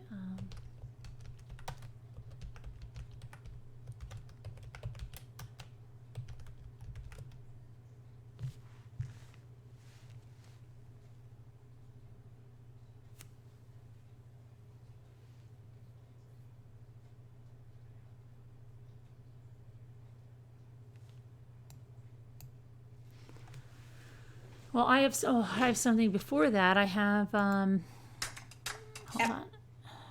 Move that down. Thank you. Kelsey Berreth, remembered as a mother pilot who was beautiful inside and out. The family of Kelsey Berreth described the woman they knew after her killer was sentenced to life in prison. They are setting up a scholarship. So that's what I was asking Deb about, the scholarship, in her honor. The Kelsey Berreth that her family knew wasn't the woman whose face was plastered on missing persons posters late last year, and that was the woman who was remembered in front of dozens of people under the most tragic of circumstances. She was our daughter, wrote Cheryl Berreth, Kelsey's mom, a loving, devoted mother, a friend, and a valued pilot, teaching the military how to fly. She was a positive contribution to society, beautiful inside and out. These words from her mother and other people who knew and loved Kelsey Berreth were read in open court today after after the suspect in her death was found guilty on all charges. The Berreth family asked that the killer receive the maximum sentence, and Judge Scott Sells agreed, giving him life in prison plus 156 years. Berreth's 2-year-old daughter remains in custody of the family, who said they intend to adopt her. We've done everything we can to promote Kaylee's mental and physical health, and will do everything to do so, Cheryl Berreth's letter read. In Kelsey Berreth's memory, her family said they are setting up an aviation scholarship in her name.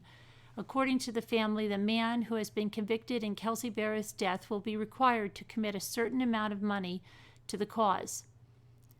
The killer took a shining light from this earth, and we've heard over and over from everyone who knew her, said Jennifer Veman, the lead prosecutor in the case for the 4th Judicial District Attorney's Office.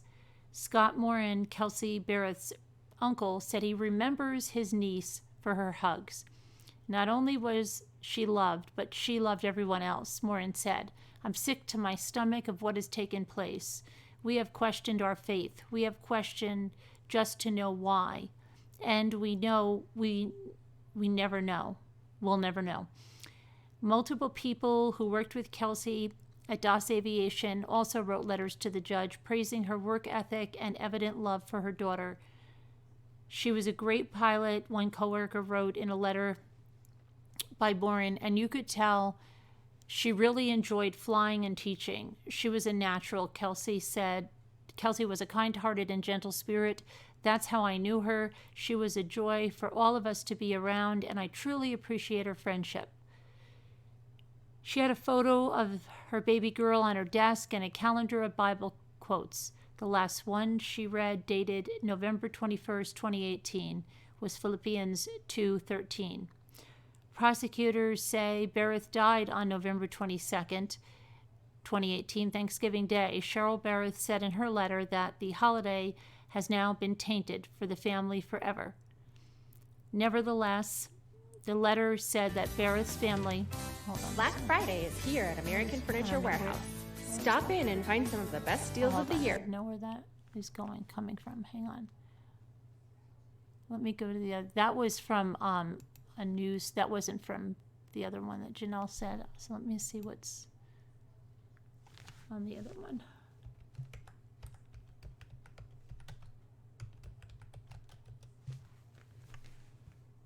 Okay.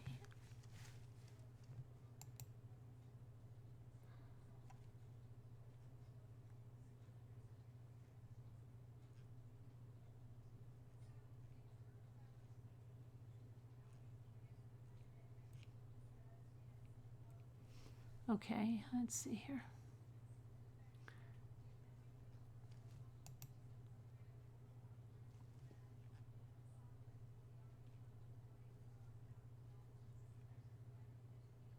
Okay, so Cheryl Berreth's impact statement. Hold on, let me just make sure all these stupid things that are trying to play over here are going to not go on. Patrick took Kelsey's life. She was our daughter, a devoted, loving mother, a sister, a friend, and a valued pilot, teaching the military how to fly. She was beautiful, inside and out, regardless of what Patrick has told others. Those who knew her knew this. Those who did not may have believed Patrick's lies. Her reputation has been damaged by him after death. He also told stories about his own family. He was always the victim. He not only killed our daughter, but he chose a horrific death for her, beating her head with a baseball bat while she tried to escape. He stored Kelsey's body in a tote while he ate Thanksgiving dinner with his family. He showed no remorse. He sent me a message wishing me happy Thanksgiving. What a sick man. Days after, he and his accomplice destroyed her body and gave her a dishonorable internment. He did all of this in front of his 13-month-old daughter, and yet he fails to see the harm he has done her. Nothing will fill the holes in our hearts. We have suffered through all this, knowing the trial will most likely end the week of our 35th wedding anniversary. The verdict will be given, and we will not be together. We have had to reevaluate our faith in God every time I put my hand to my face, I imagine what Kelsey went through. Everything to this point has been about Patrick's rights. It's time Kelsey's rights received consideration. We ask that Patrick be charged with the maximum sentence for the harm he has caused, and that all of his parental rights be revoked permanently and immediately. We intend to adopt Kaylee. We, including Kaylee, have suffered long enough. Our lives must no longer be dictated by the state of Colorado or Idaho. It's time for our family to have our closure and move on. Let's see. Who's this?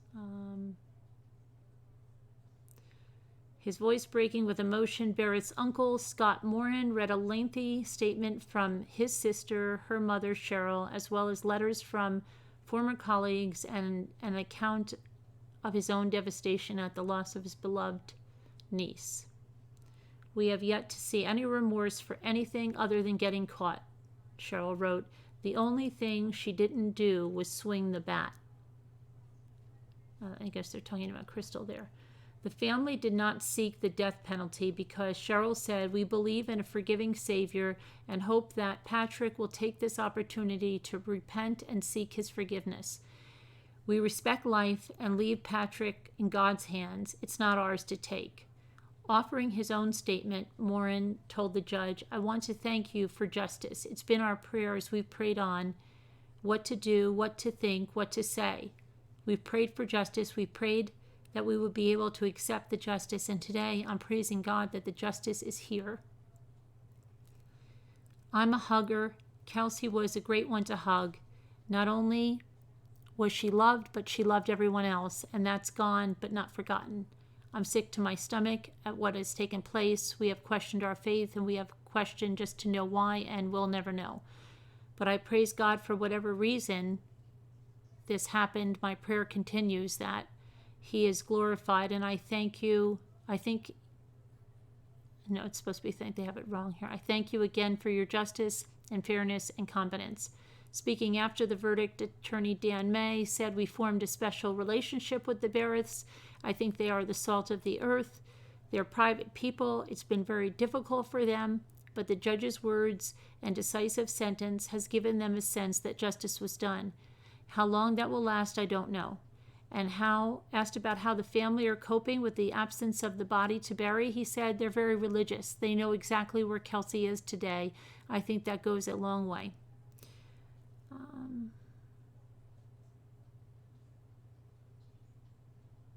Let's see.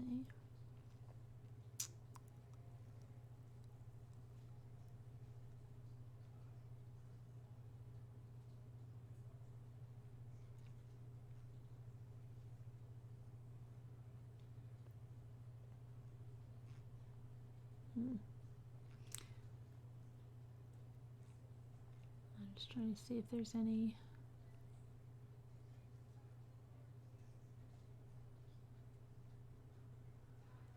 There's more in here, a lot more about the closing. And let me see here. Frazee is charged on 8 counts, murder in the first degree, felony murder in the first degree, 3 counts of solicitation to murder and tampering with a deceased body. Judge Scott Sells explained the elements that had to be proved beyond a reasonable doubt for them to convict Frazee of first-degree murder. These included only that he acted intentionally, not only that he acted intentionally, but that he did so after the act of reflection and judgment and considering the end. He told them that if they did not find this proved beyond reasonable doubt, then the lesser crimes of murder in the second degree or manslaughter were open to them. Prosecutor Reed urged the jury not to tick those boxes off on the verdict sheet, but to find him guilty on all counts as charged.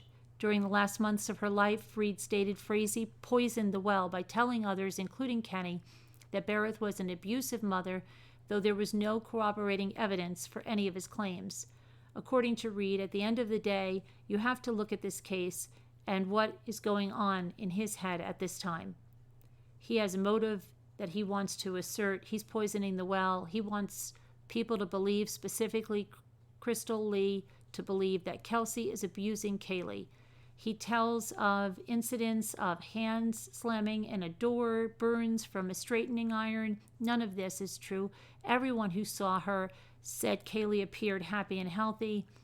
The defendant has concocted an excuse, Reed said, a reason to try to get custody, a reason perhaps to kill. Turning back to the jury, Reed addressed the thorny issue of motive. She said some might think it's financial, that there was testimony last week suggesting Frazee may at one point have been the beneficiary of Berreth's life insurance. Some, Reed continued, might think Frazee's reason was a loss of control of his relationship with Berreth and his daughter, but the truth, Reed said, pointing to Frazee, is that only one person knows the motive, which is why you, as jurors, don't have to find one.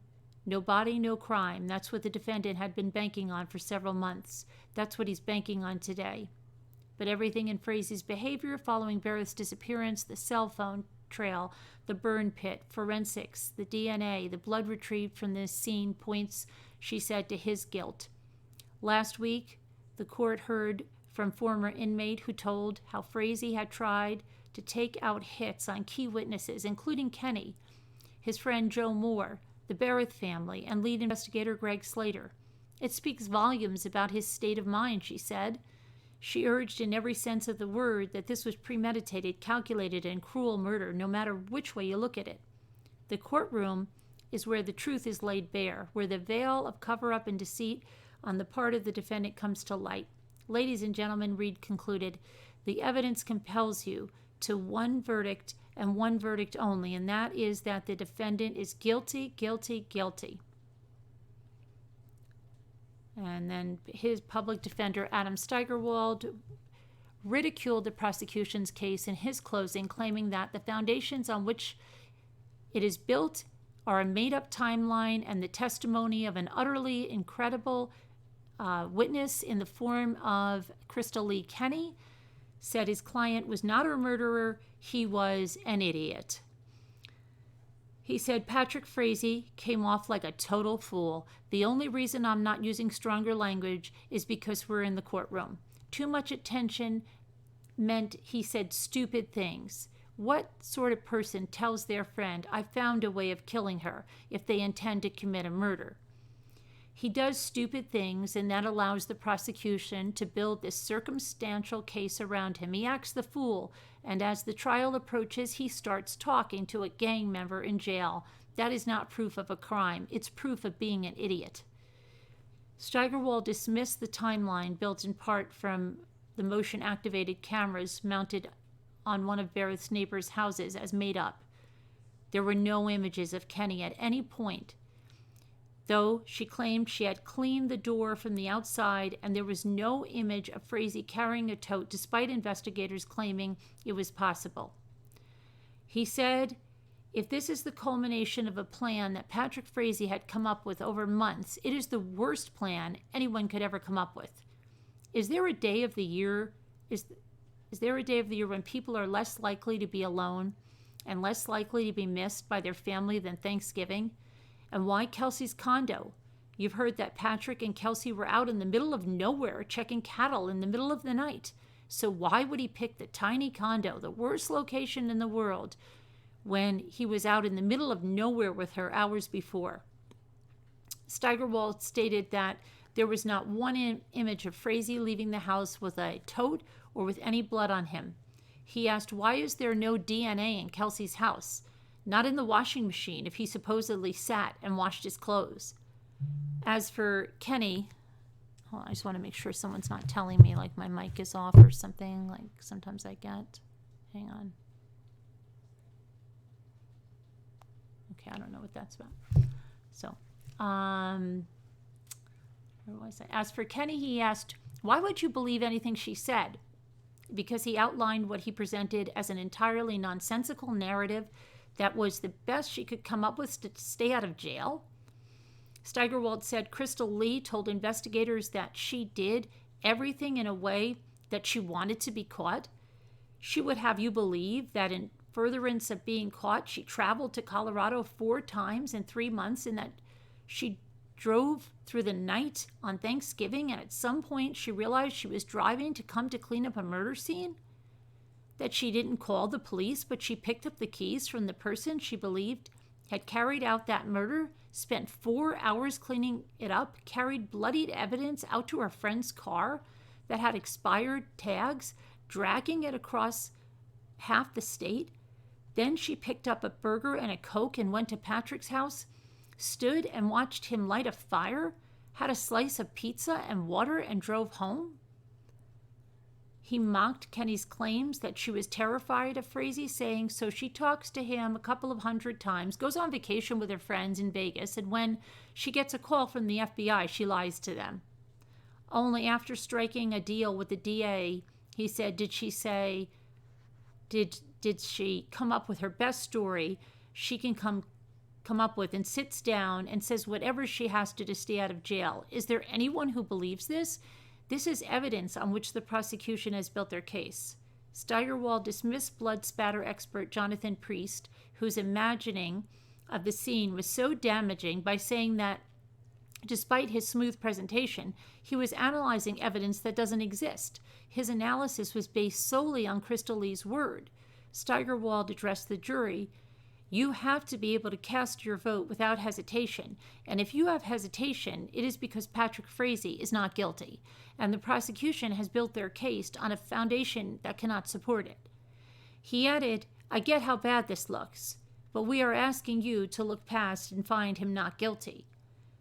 In a strong rebuttal, DA Dan May reminded the jury of what he said was hard evidence of Frazee's guilt.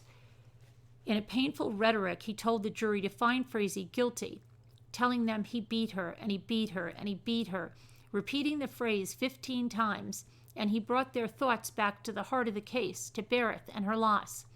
He reminded them that Berreth was a daughter, a sister, a mother, a friend, and that the last time her daughter ever saw, touched, heard, or cuddled her was almost exactly 1 year ago.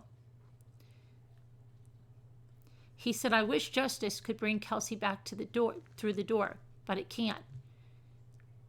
But we are asking you to hold this defendant accountable. That is what justice can do in this case.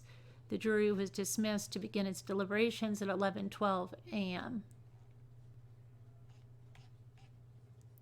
So that is that. Whoops. Okay.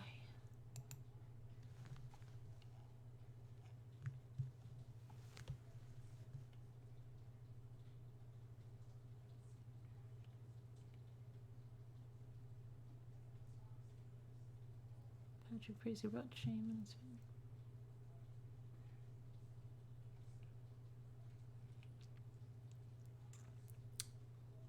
Thanks, Janelle.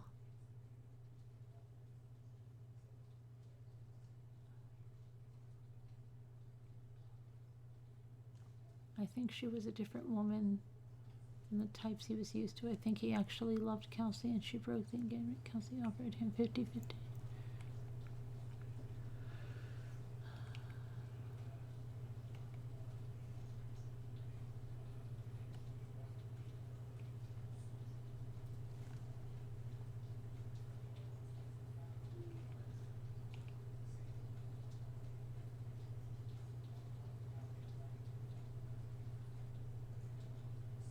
What are you saying? Awful when light goes out? What's going on, Lacey? Are you okay? That doesn't sound good.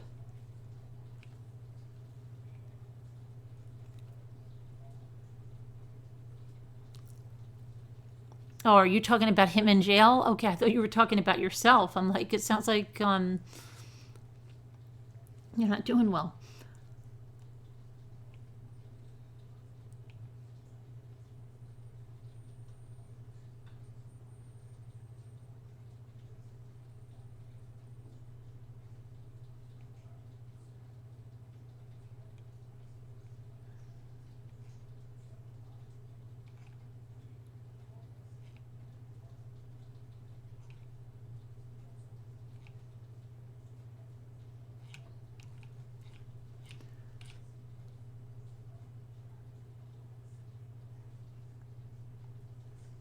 Oh, in the cell. Yeah, no, I figured it out then, but I thought you were talking about yourself, and I'm like, oh my gosh.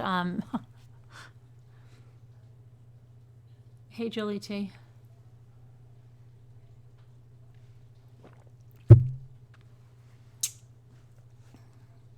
Good program today. Everyone's happy with the verdict and the sentence. Right. I get her, and you get the dolphins. Oh, Gigi, you got a stomachache? Hope you feel better. That's crappy.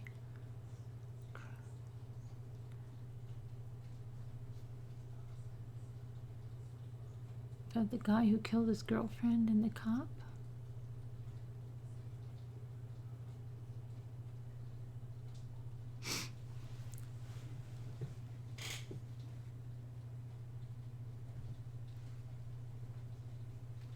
Are we having a party? A guilty party? Feel like a weight was lifted off. Can we discuss Candace, which was very interesting at some point? Yeah, is that the one that with the boy on the arm? We have discussed some of that.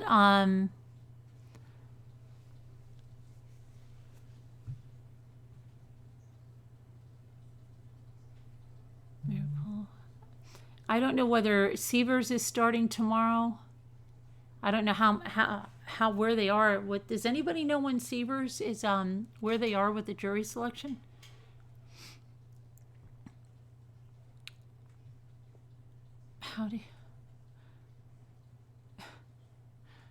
Oh, is that what he wanted to do? I was wondering what he was talking about. It's raining like crazy. Oh my gosh.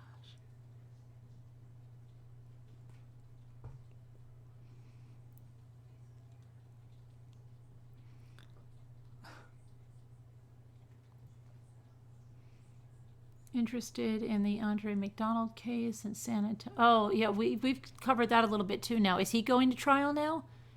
We covered that when she was missing. Is that going to trial now?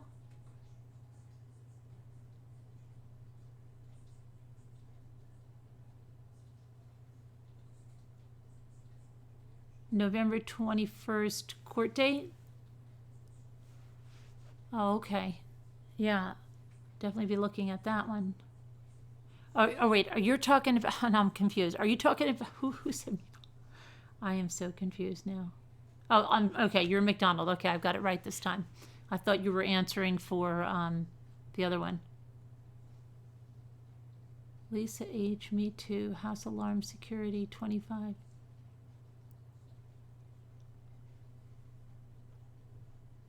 At least you don't have to shovel the rain. I know, Sharon, right? Yeah, it could be, I was just thinking, it could be snow, it could be worse. Could be worse. And for how cold it is, it's disgusting.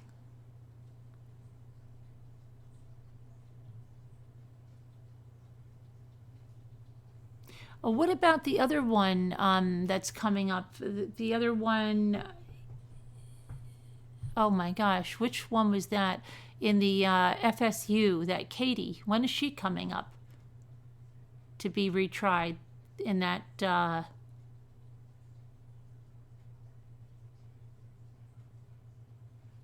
how did she grabbed her hearing aid out of her ear like she wasn't going to hear anymore after the first guilty,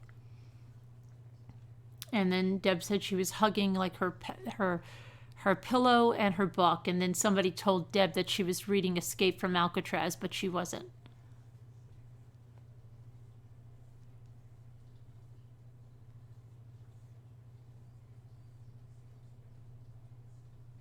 Oh, Michael Jones case. I haven't. That guy. Did they ever find the dog?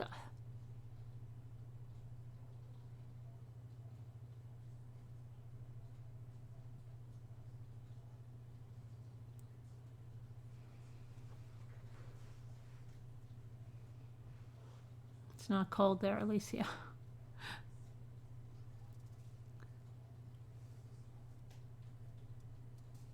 Uh-oh. Hold on, I gotta get my stupid thing. It doesn't like when I... Hang on. I'm still here. Don't let that freak you out.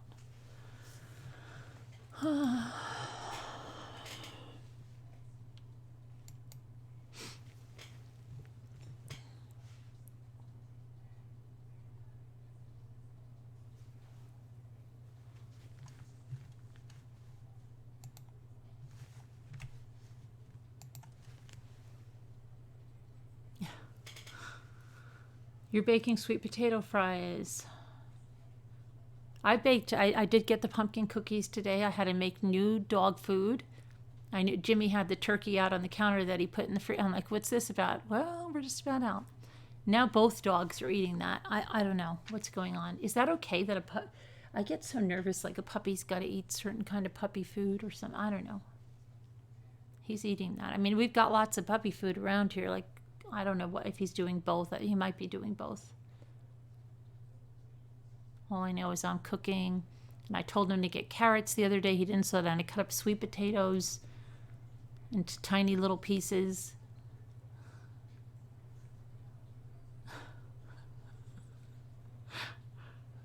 First world problems. I had to cut them up into tiny little pieces.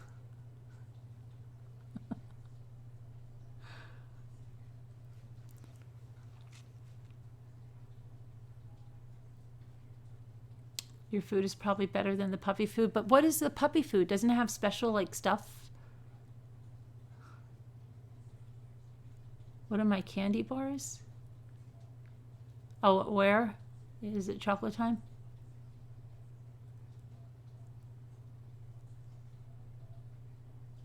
He might be giving him like a little bit of the dry puppy. I don't know. Well, he has wet puppy too. I don't know what. We bought so much stuff. You'll find. Well, no, he's really a little porker. He eats a lot, and they killed their little bit in the bathtub. What? I don't know what you're talking about, Alicia. Hi there, Deborah.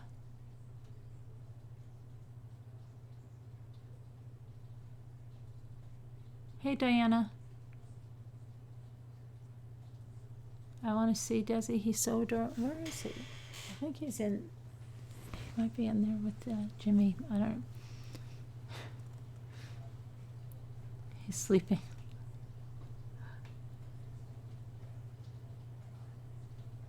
On this Butler case? Which one is the Butler case? Too many cases. Certain vitamins, and we have vitamins too. We do have supplements. I don't know. He's going to go to the vet this week anyway. He's got to go to the vet this week for his well checkup. Just mix some. Yeah, I'm sure that's what he's doing because I have a bunch of puppy food that I bought with the DHA and all that, omega fatty acids. And your dog has special food, no table food. Oh yeah, well this isn't really, I mean it's not table food, it's a special food that you do cook. The breeder that I got him from, she told me the couple from New Jersey had their other Westie 20 years, and this is like the food they cooked. They never gave their Westie dog food ever. They cooked for their Westie all the time, and their Westie was 20 years old. And they bought one of the brothers. I'm trying to find them, but I can't find them. I went to the Westie forums that I'm on where they have like 20, 30,000 people. And I said, did anybody just get a Westie from this place? Because usually everybody, and I haven't found them yet. And the lady somebody goes, just ask the lady for their emails. I'm like, the lady doesn't do emails.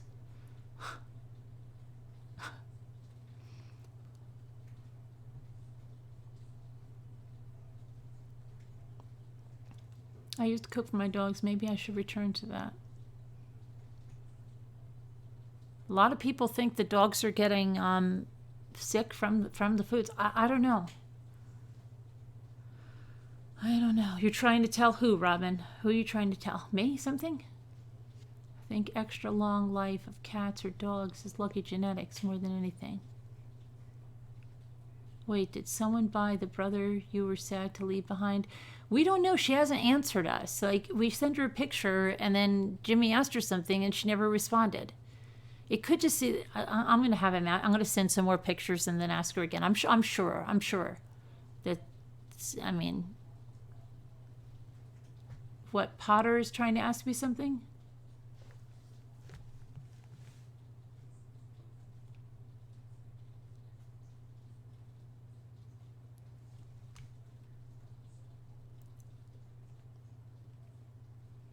Okay, Sievers, they have 28 potentials after 6 days, returning tomorrow, hoping to select a jury. Oh, okay. All right, thank you. Thank you. Oh, sorry you're in pain, Wildlife. Well, let me see if I can show you something, Wildlife. Hang on. I wonder if I can pull up my... Hold on, let me try this. Let me see if I can...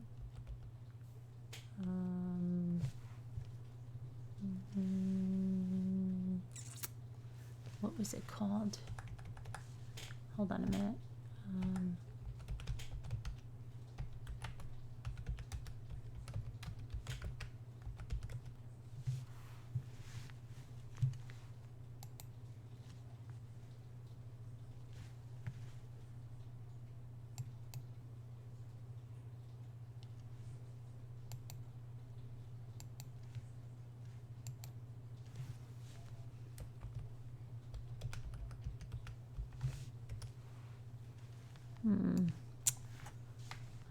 What was my password?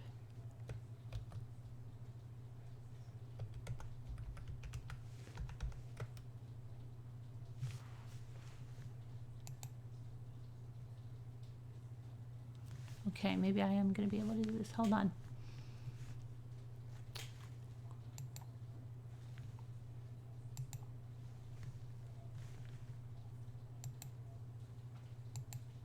Okay.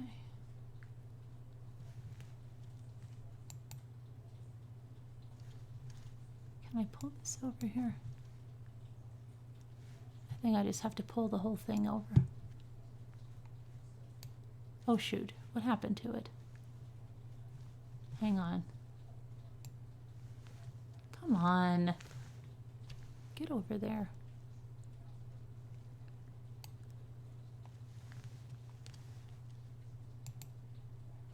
Now, am I remembering, you're in Kansas, right, Wildlife? Right, I hope so. But this is something, it's going to, I forget what the size of it is. Of course, it's not that tiny. And I'm going to put a color. I'm not gonna do it in black. And pick a color, and then I'll send it off to you. It's not going to have this thing here. This is just the slice that I took out. That's one of them. But another one I'm trying to do to work on for... I'm trying to do all the states so that I can see if I can put them in the Teespring on mugs and shirts and things. So I'm trying to do them for all states. This is the California one. I don't know why it's not showing the whole thing there.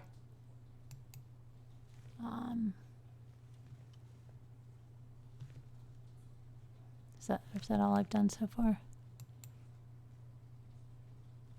Oh, this is what I was working on for Desi. It's not showing you the whole thing though. The Texas. I'm trying to get a few done every day, and then New York is over here. I've just been playing around with different fonts. I'm not sure of which ones. I have I have most of the I just haven't done them all. I'm trying to get something for Desi's toy box, and then some different things with the Cricut.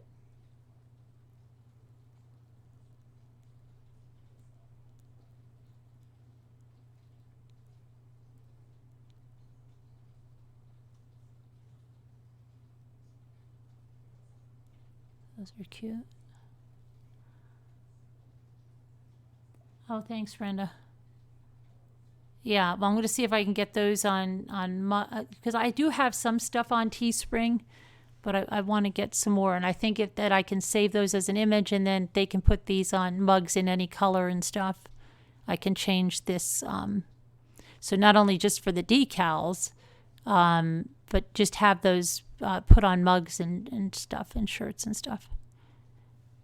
But I'll see. I'll work on it. I have a lot to do. Oh my gosh, I haven't even opened my mom. I'm so scared to open my Mommy Ramblings email. You don't know how scared I am.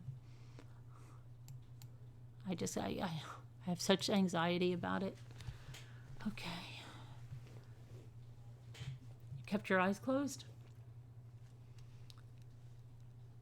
Yeah, so yeah, I'll be getting, I have to just print that stuff out.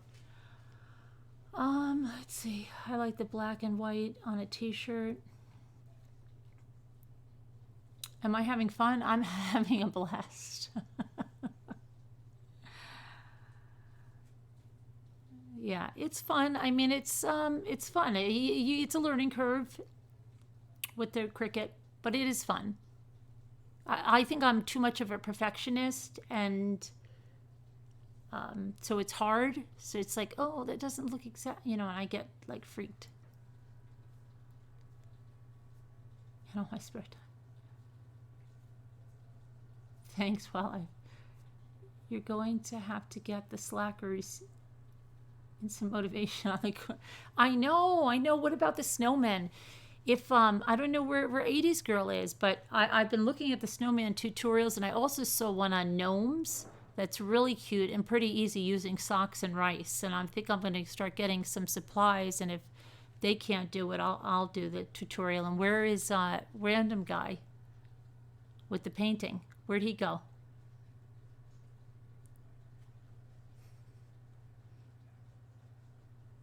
Conveniently. Socks and rice, and it's really easy, Danielle. And then you just grab like the sock and you make it into a circle and use these little tiny elastic bands that you can get at the Dollar Tree, and you make the nose. You don't need any eyes, and then you have to get that furry, just a piece of that furry stuff that you can get at Michael's or something. You make the little beard, and then they put on a different like hat. So the gnomes and the snowmen are very, very similar.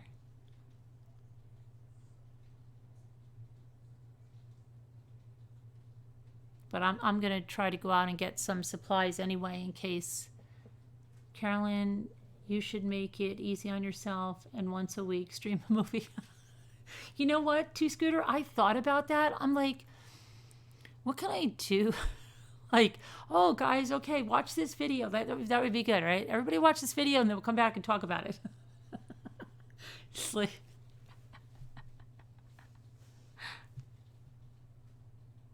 Or have someone talk about a case, right, for like an hour while I'm just on the like an icon doing something. Oh my gosh. How can I do all this? I really want to do those snowmen in the gnome. They look really funny. They look really fun, and they look funny. Not bad funny, but cute funny.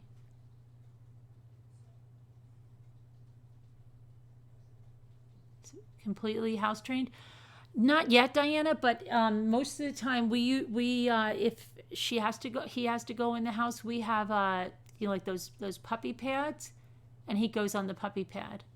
So he's puppy pad in the house but he has been going outside. But it's good that he'll go on the pad. He just won't go anywhere. He'll go on the pad if he has to go, and he nobody's taking him out or nobody's noticing him. He'll go on the pad.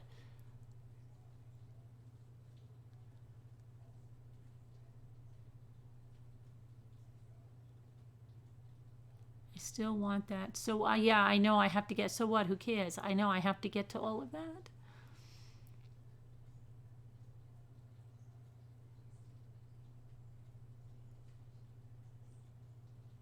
My son used puppy pads. They are great. Yeah.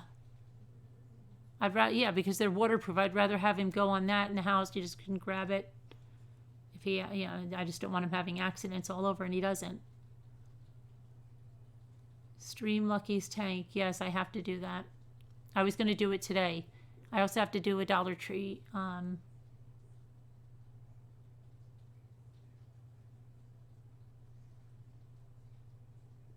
That means able to use both hands.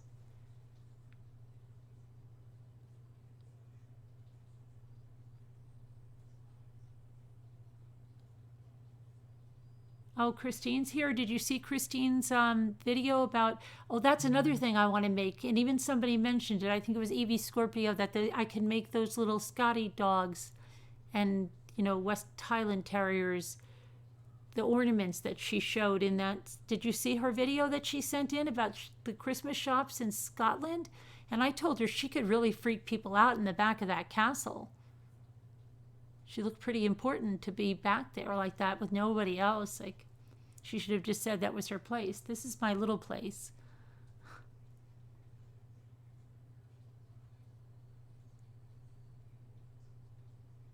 It was cool, right? Yeah.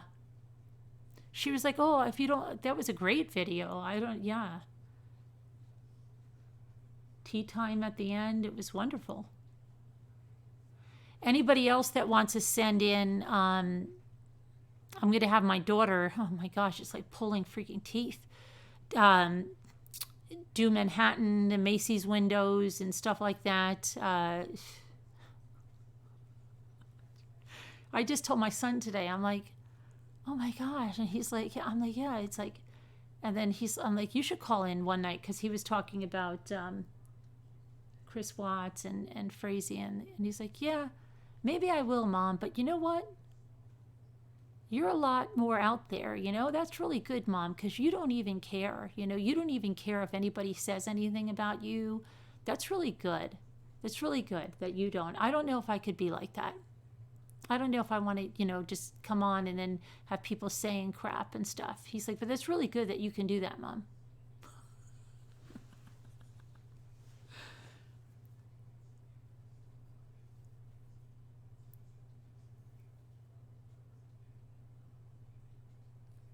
I told them after saying to her she kisses, I'll shake your paw.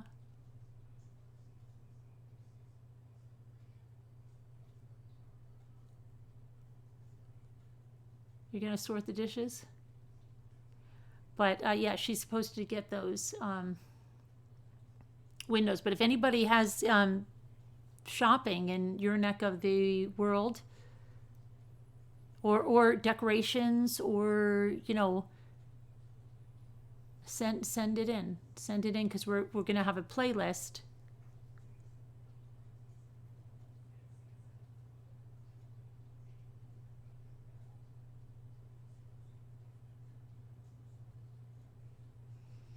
My daughter is knitting your calendar.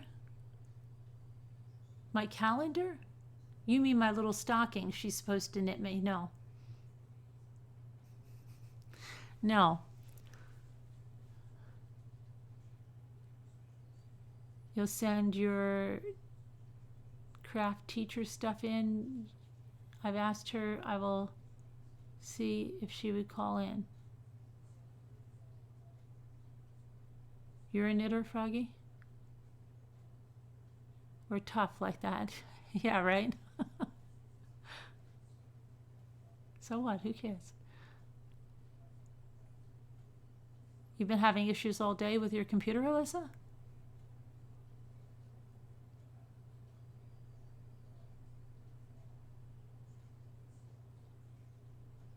Sort your dishes, Bethany.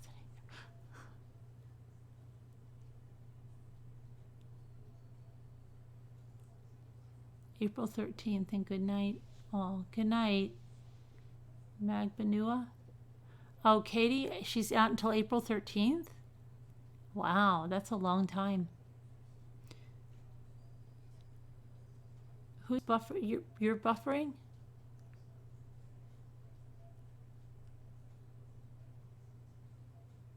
Oh, you're in the past, Nerd Love? Okay.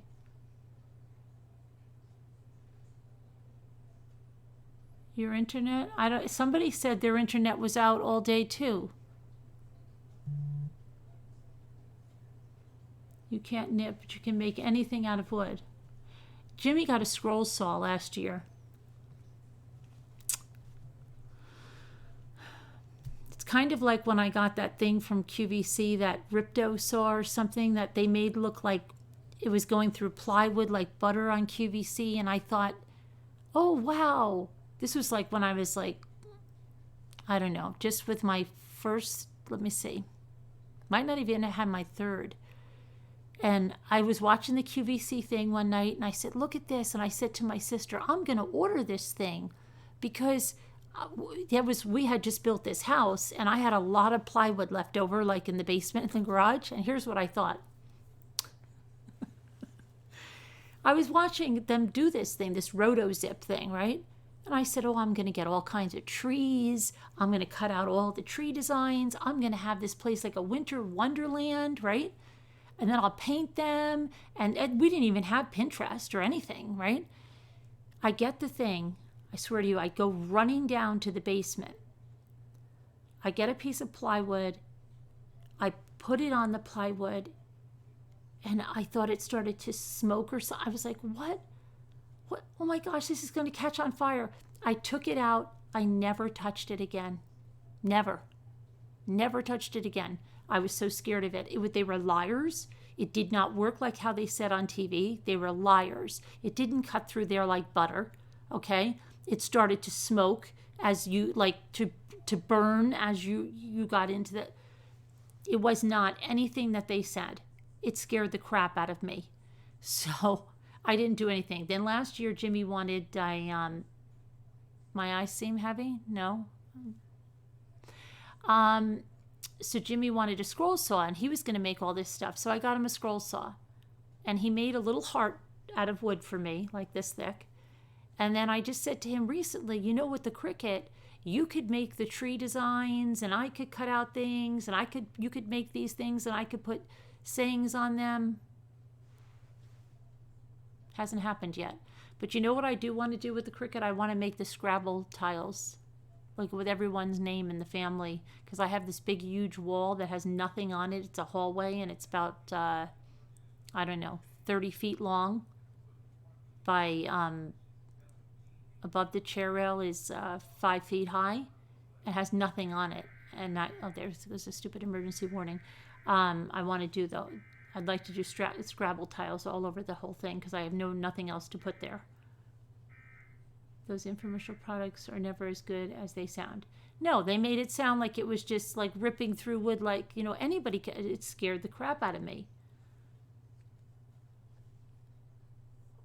But then Jimmy used it for other things. I mean, it works fine, but it just, he's like, no, they you know, wouldn't,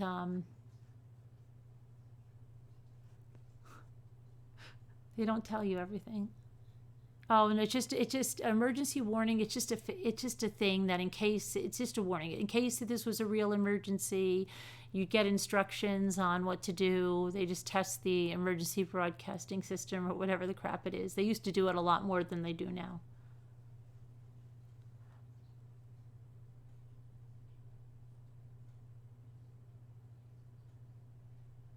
So, hey Diane, how are you?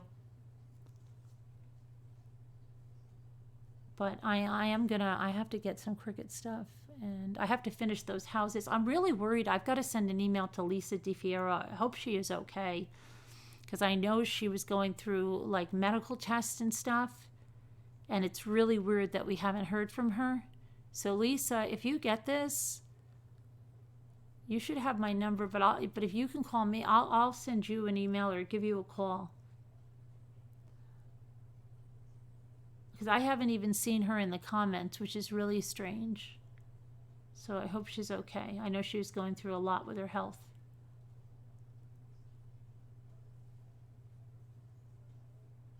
I'd call her right now, but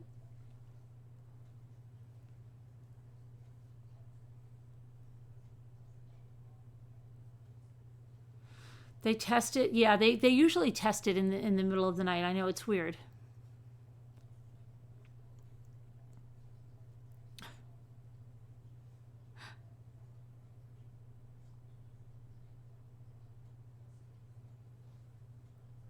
You have to realize these people use them day after day. It's easy for them, not for us. Yeah, they made it sound like butter.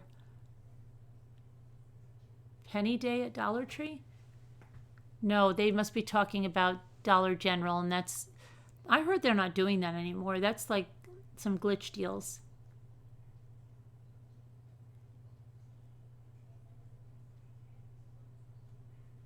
What are you trying to send her? You're trying to send me something, Eric?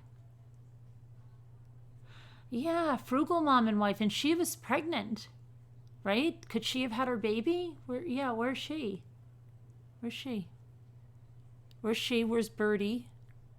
Birdie, where's Jigsaw Puzzler?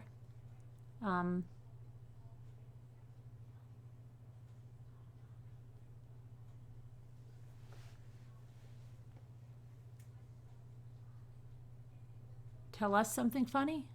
You could tell us something funny. You're funny. Gonna get going. Okay, good night, Sheila. Have a good night.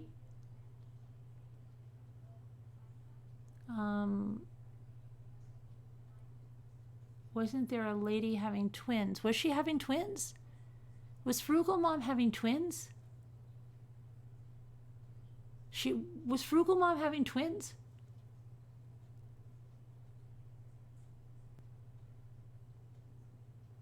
I know she was pregnant, but it was twins?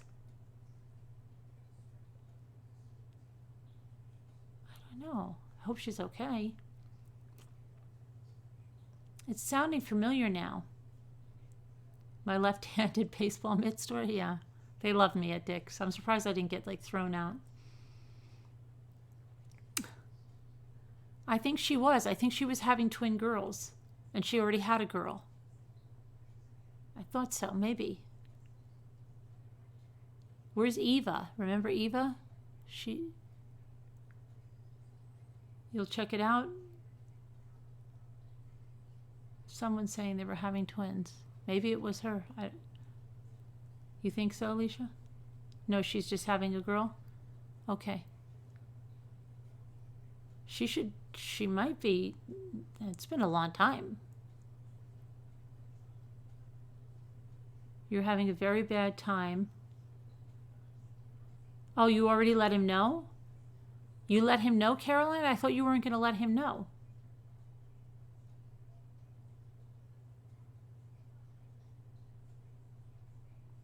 She's having a boy, Jeanette? Okay. You think it was twins, Jeannie?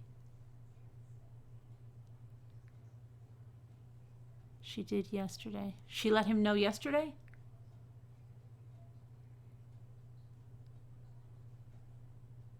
Can we go to old Ma Frazee and knock on the windows and doors and then hide? You might not come back. Old Ma Frazee might have a shotgun. I wouldn't do that to her.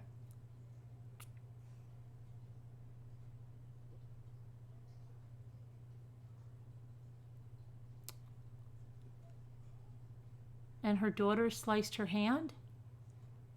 Who? Frugal Mom's daughter? Or whose daughter? You let him know, Caroline?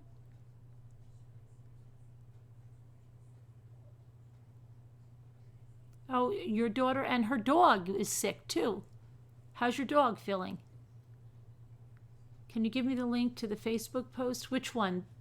The Facebook? Which one? Froggy, the Kelsey group? Let me see if it's still in here. No, that's not it.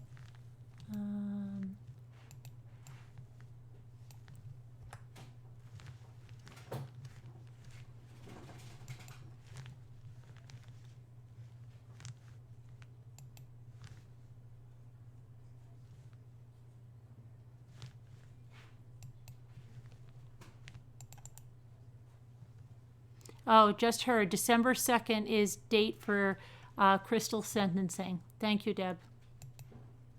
Did everybody hear that? December 2nd.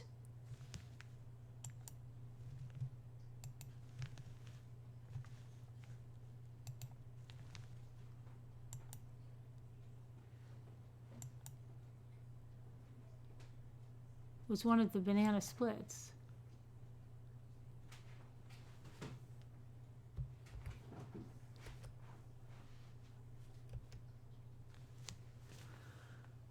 There it is.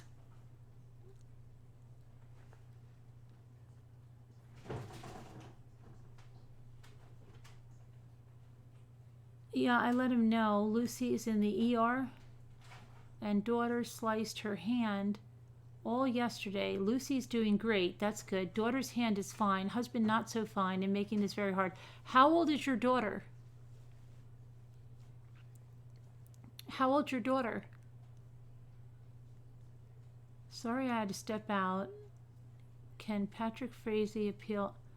I don't know. Deb didn't know anything about the appeal. She didn't hear anything. I heard she was having 2 puppies. Huh?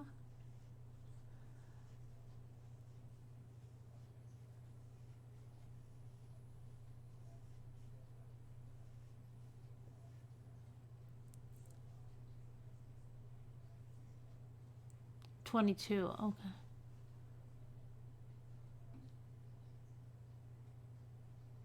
Yeah, I haven't heard much. I mean, they can all usually appeal on some grounds, right? That's what it seems like. There's something.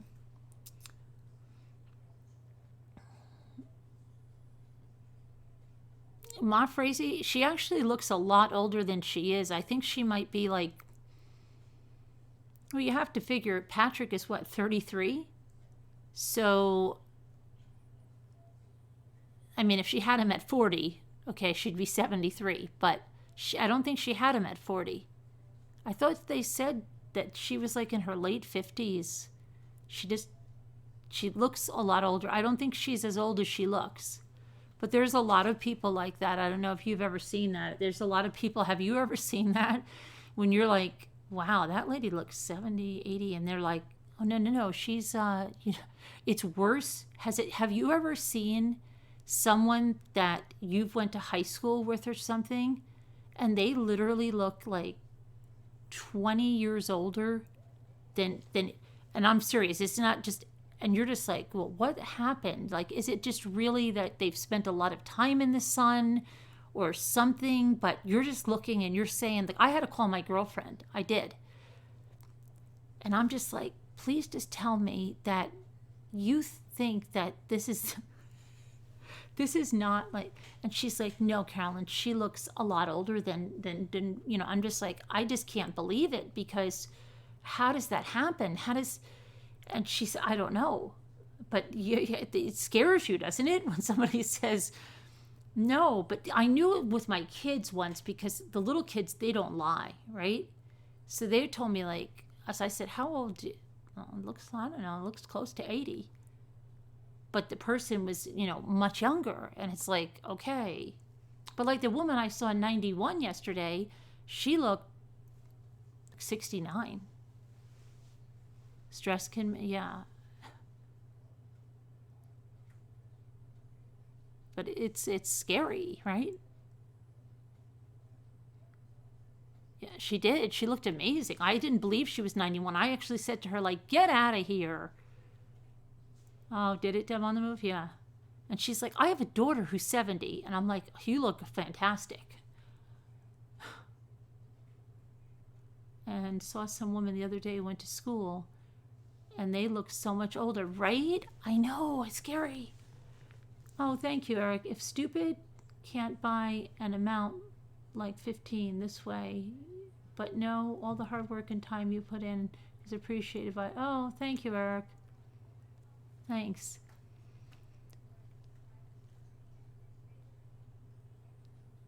I am shocked when I see people, right? Because some of them look really good. And like, see, my best girlfriend, she looks really good. A lot of my good friends look, but sometimes you see the pictures like of the reunions and they're on Facebook and you're like, maybe it's just a bad picture. But, and then you start to get scared. And some of the guys too, right? Some of the guys, they have no hair anymore. And you're like, what happened? Yeah.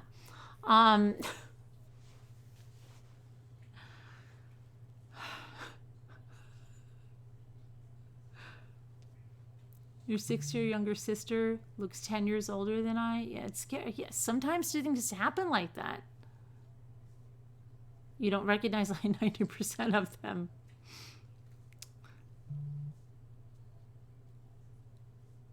So, but I think early on, I heard her age, and it's not as old as one would think, Mama Frazee. I think she's like, I don't know why I want to say like 57 or 58 years old. I don't know why I'm thinking that, but that might be what she is.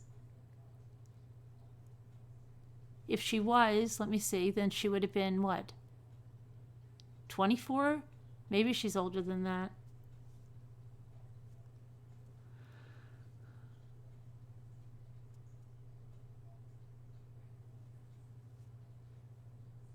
Maybe if she had him at 30, I don't know, she'd be like 66. I don't know. He started balding in his 20s, yeah.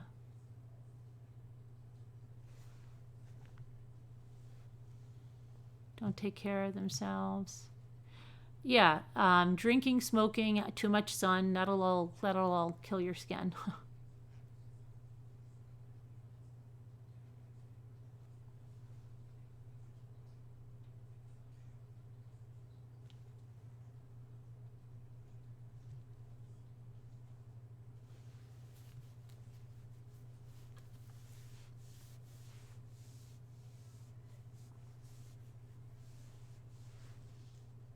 It's Cindy or Ma Frazee on vacation. Who's on vacation? If there is as well, it actually... A Walmart post? What happened? A Walmart post? What was the Walmart post? In the bargains? What was the bargain? I missed it. It worked online or in the store? Did you see when I got all those light bulbs for free? Oh my gosh, I got a cart full of light bulbs for free.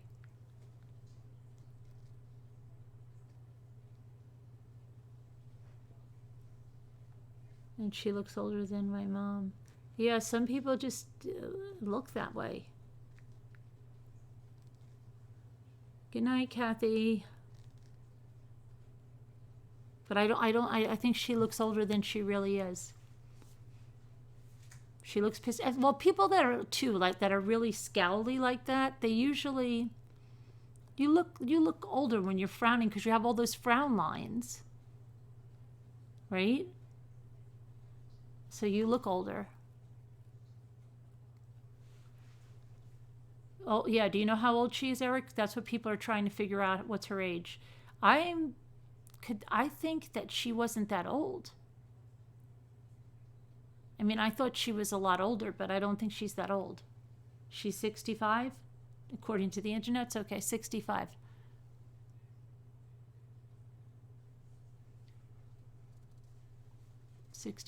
That means she had him, and she was 32? No. Yes? Yes.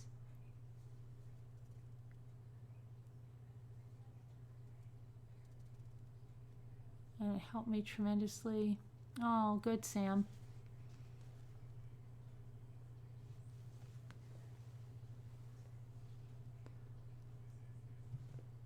Walmart?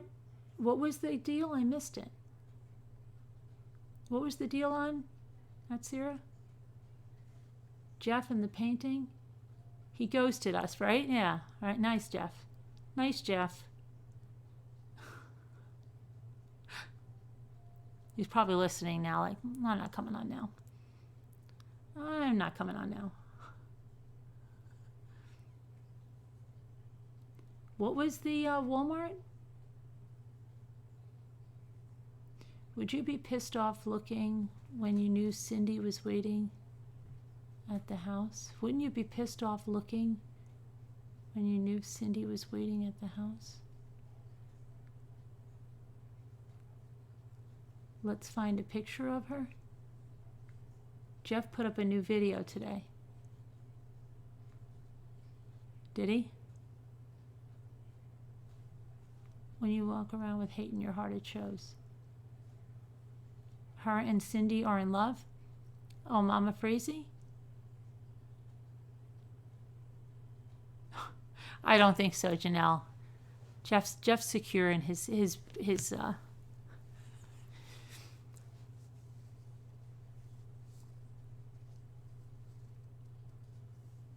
I think Jeff just doesn't have a... Jeff was supposed to come on with his personality disorder to make up for the last time he brought guests on, he said. Cindy Watts looks a lot older, I think, than she's got a lot of like frown stuff going on because she's frowning all the time. No, we're online. People I went to school with have surprised me that they didn't take care of themselves. Eating good, exercise, stress. Yeah, it's just scary, right? Because now Facebook, you see everyone, right? So especially when they have a reunion. I don't know. And I'm just, I guess I'm like, my girlfriend, like she looks, my girlfriends from high school, all of them look really, really good. So it was shocking.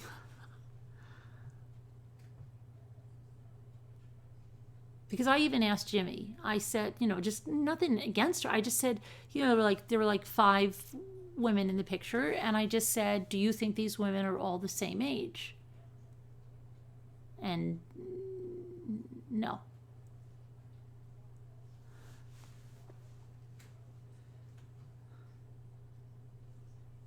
You're very bad with tech?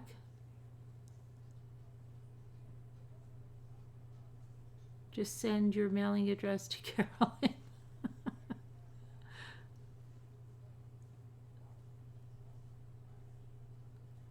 Oh, so glad. Oh, that's nice, Sharon. That's nice.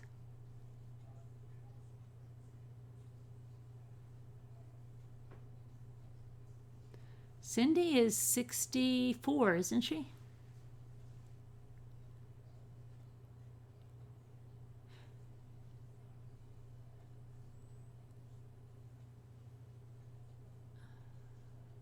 I didn't even get your email, right, Carolyn? No, you didn't get my email, right? Right. Thanks, Top Shelf. I really thought she was in her late 70s.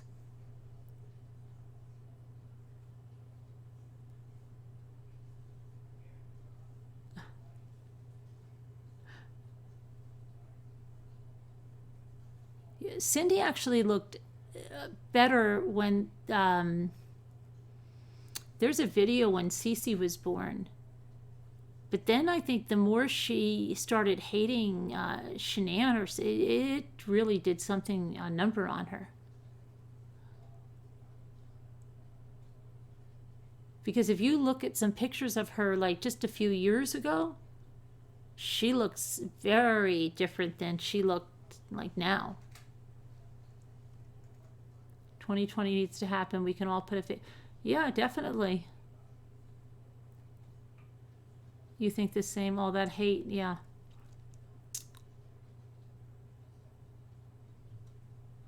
You probably already have, but did you see the discovery in the cops' regular radio traffic? They had an actual 911 from a pregnant girl.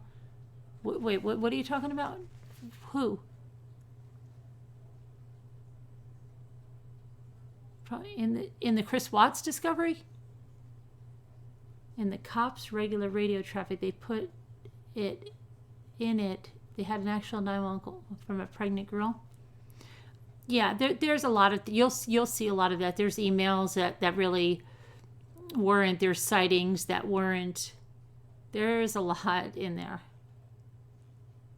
Girl called 911. Oh yes, I remember that. I do remember that. Yeah, you'll see that. All contribute to your appearance. Absolutely. I don't know about the weight thing. I see lots of heavier women who look very young and pretty. That happens too. It does. Like, yeah, you do see that because that can happen as well.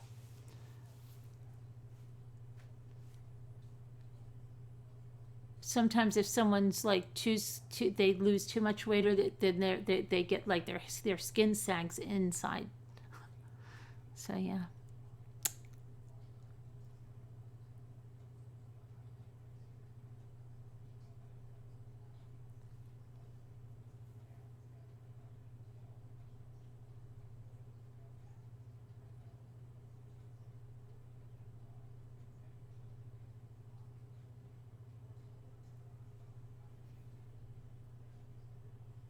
Jack fills in the lines.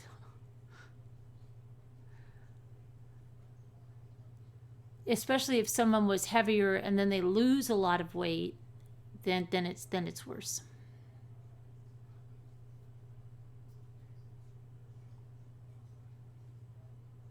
Run a deep root through Mike.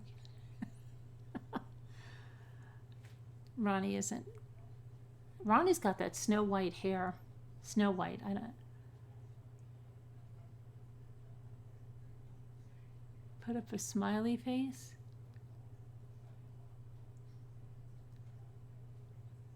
What are you putting up a smiley face for?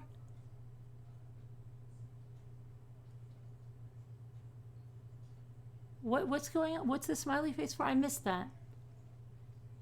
Somebody's too shy, so you put up a smiley face? Could you check out Bricka Murders from Cincinnati? Bricka Murders? Okay. One day at a time, Janelle. We have to see what treatments are going to be like.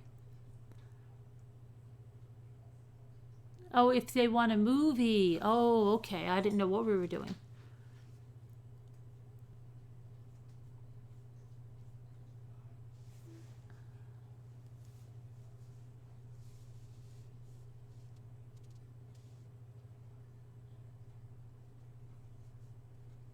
Thanks, Janelle. You have very long hair. You're sending them to me. You're going to scar me for life? Okay.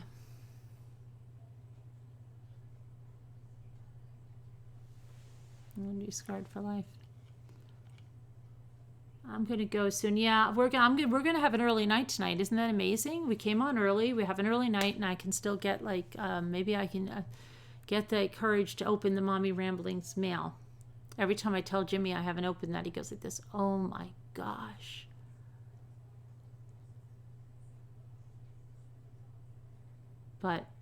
And maybe I'll do some cricket stuff. I don't know. Deb was on. Yeah, you missed it, Kristen. She was on. We were on early tonight. And Deb came on, talked to us for a while. Yeah, he can go to bed with Desi. But yeah, I'm going to take it easy. And Sharon, we're thinking of you. And all of our moderators, thank you. And Smile Train is a charity that Sharon's dad liked. If you'd like to make any type of donation in his honor for Sharon. And so thank you guys all for coming. Thanks for everything. And at least we have a verdict that does justice. I'll talk to you guys tomorrow. Everybody take care. God bless. Love you. Talk to you tomorrow. Bye.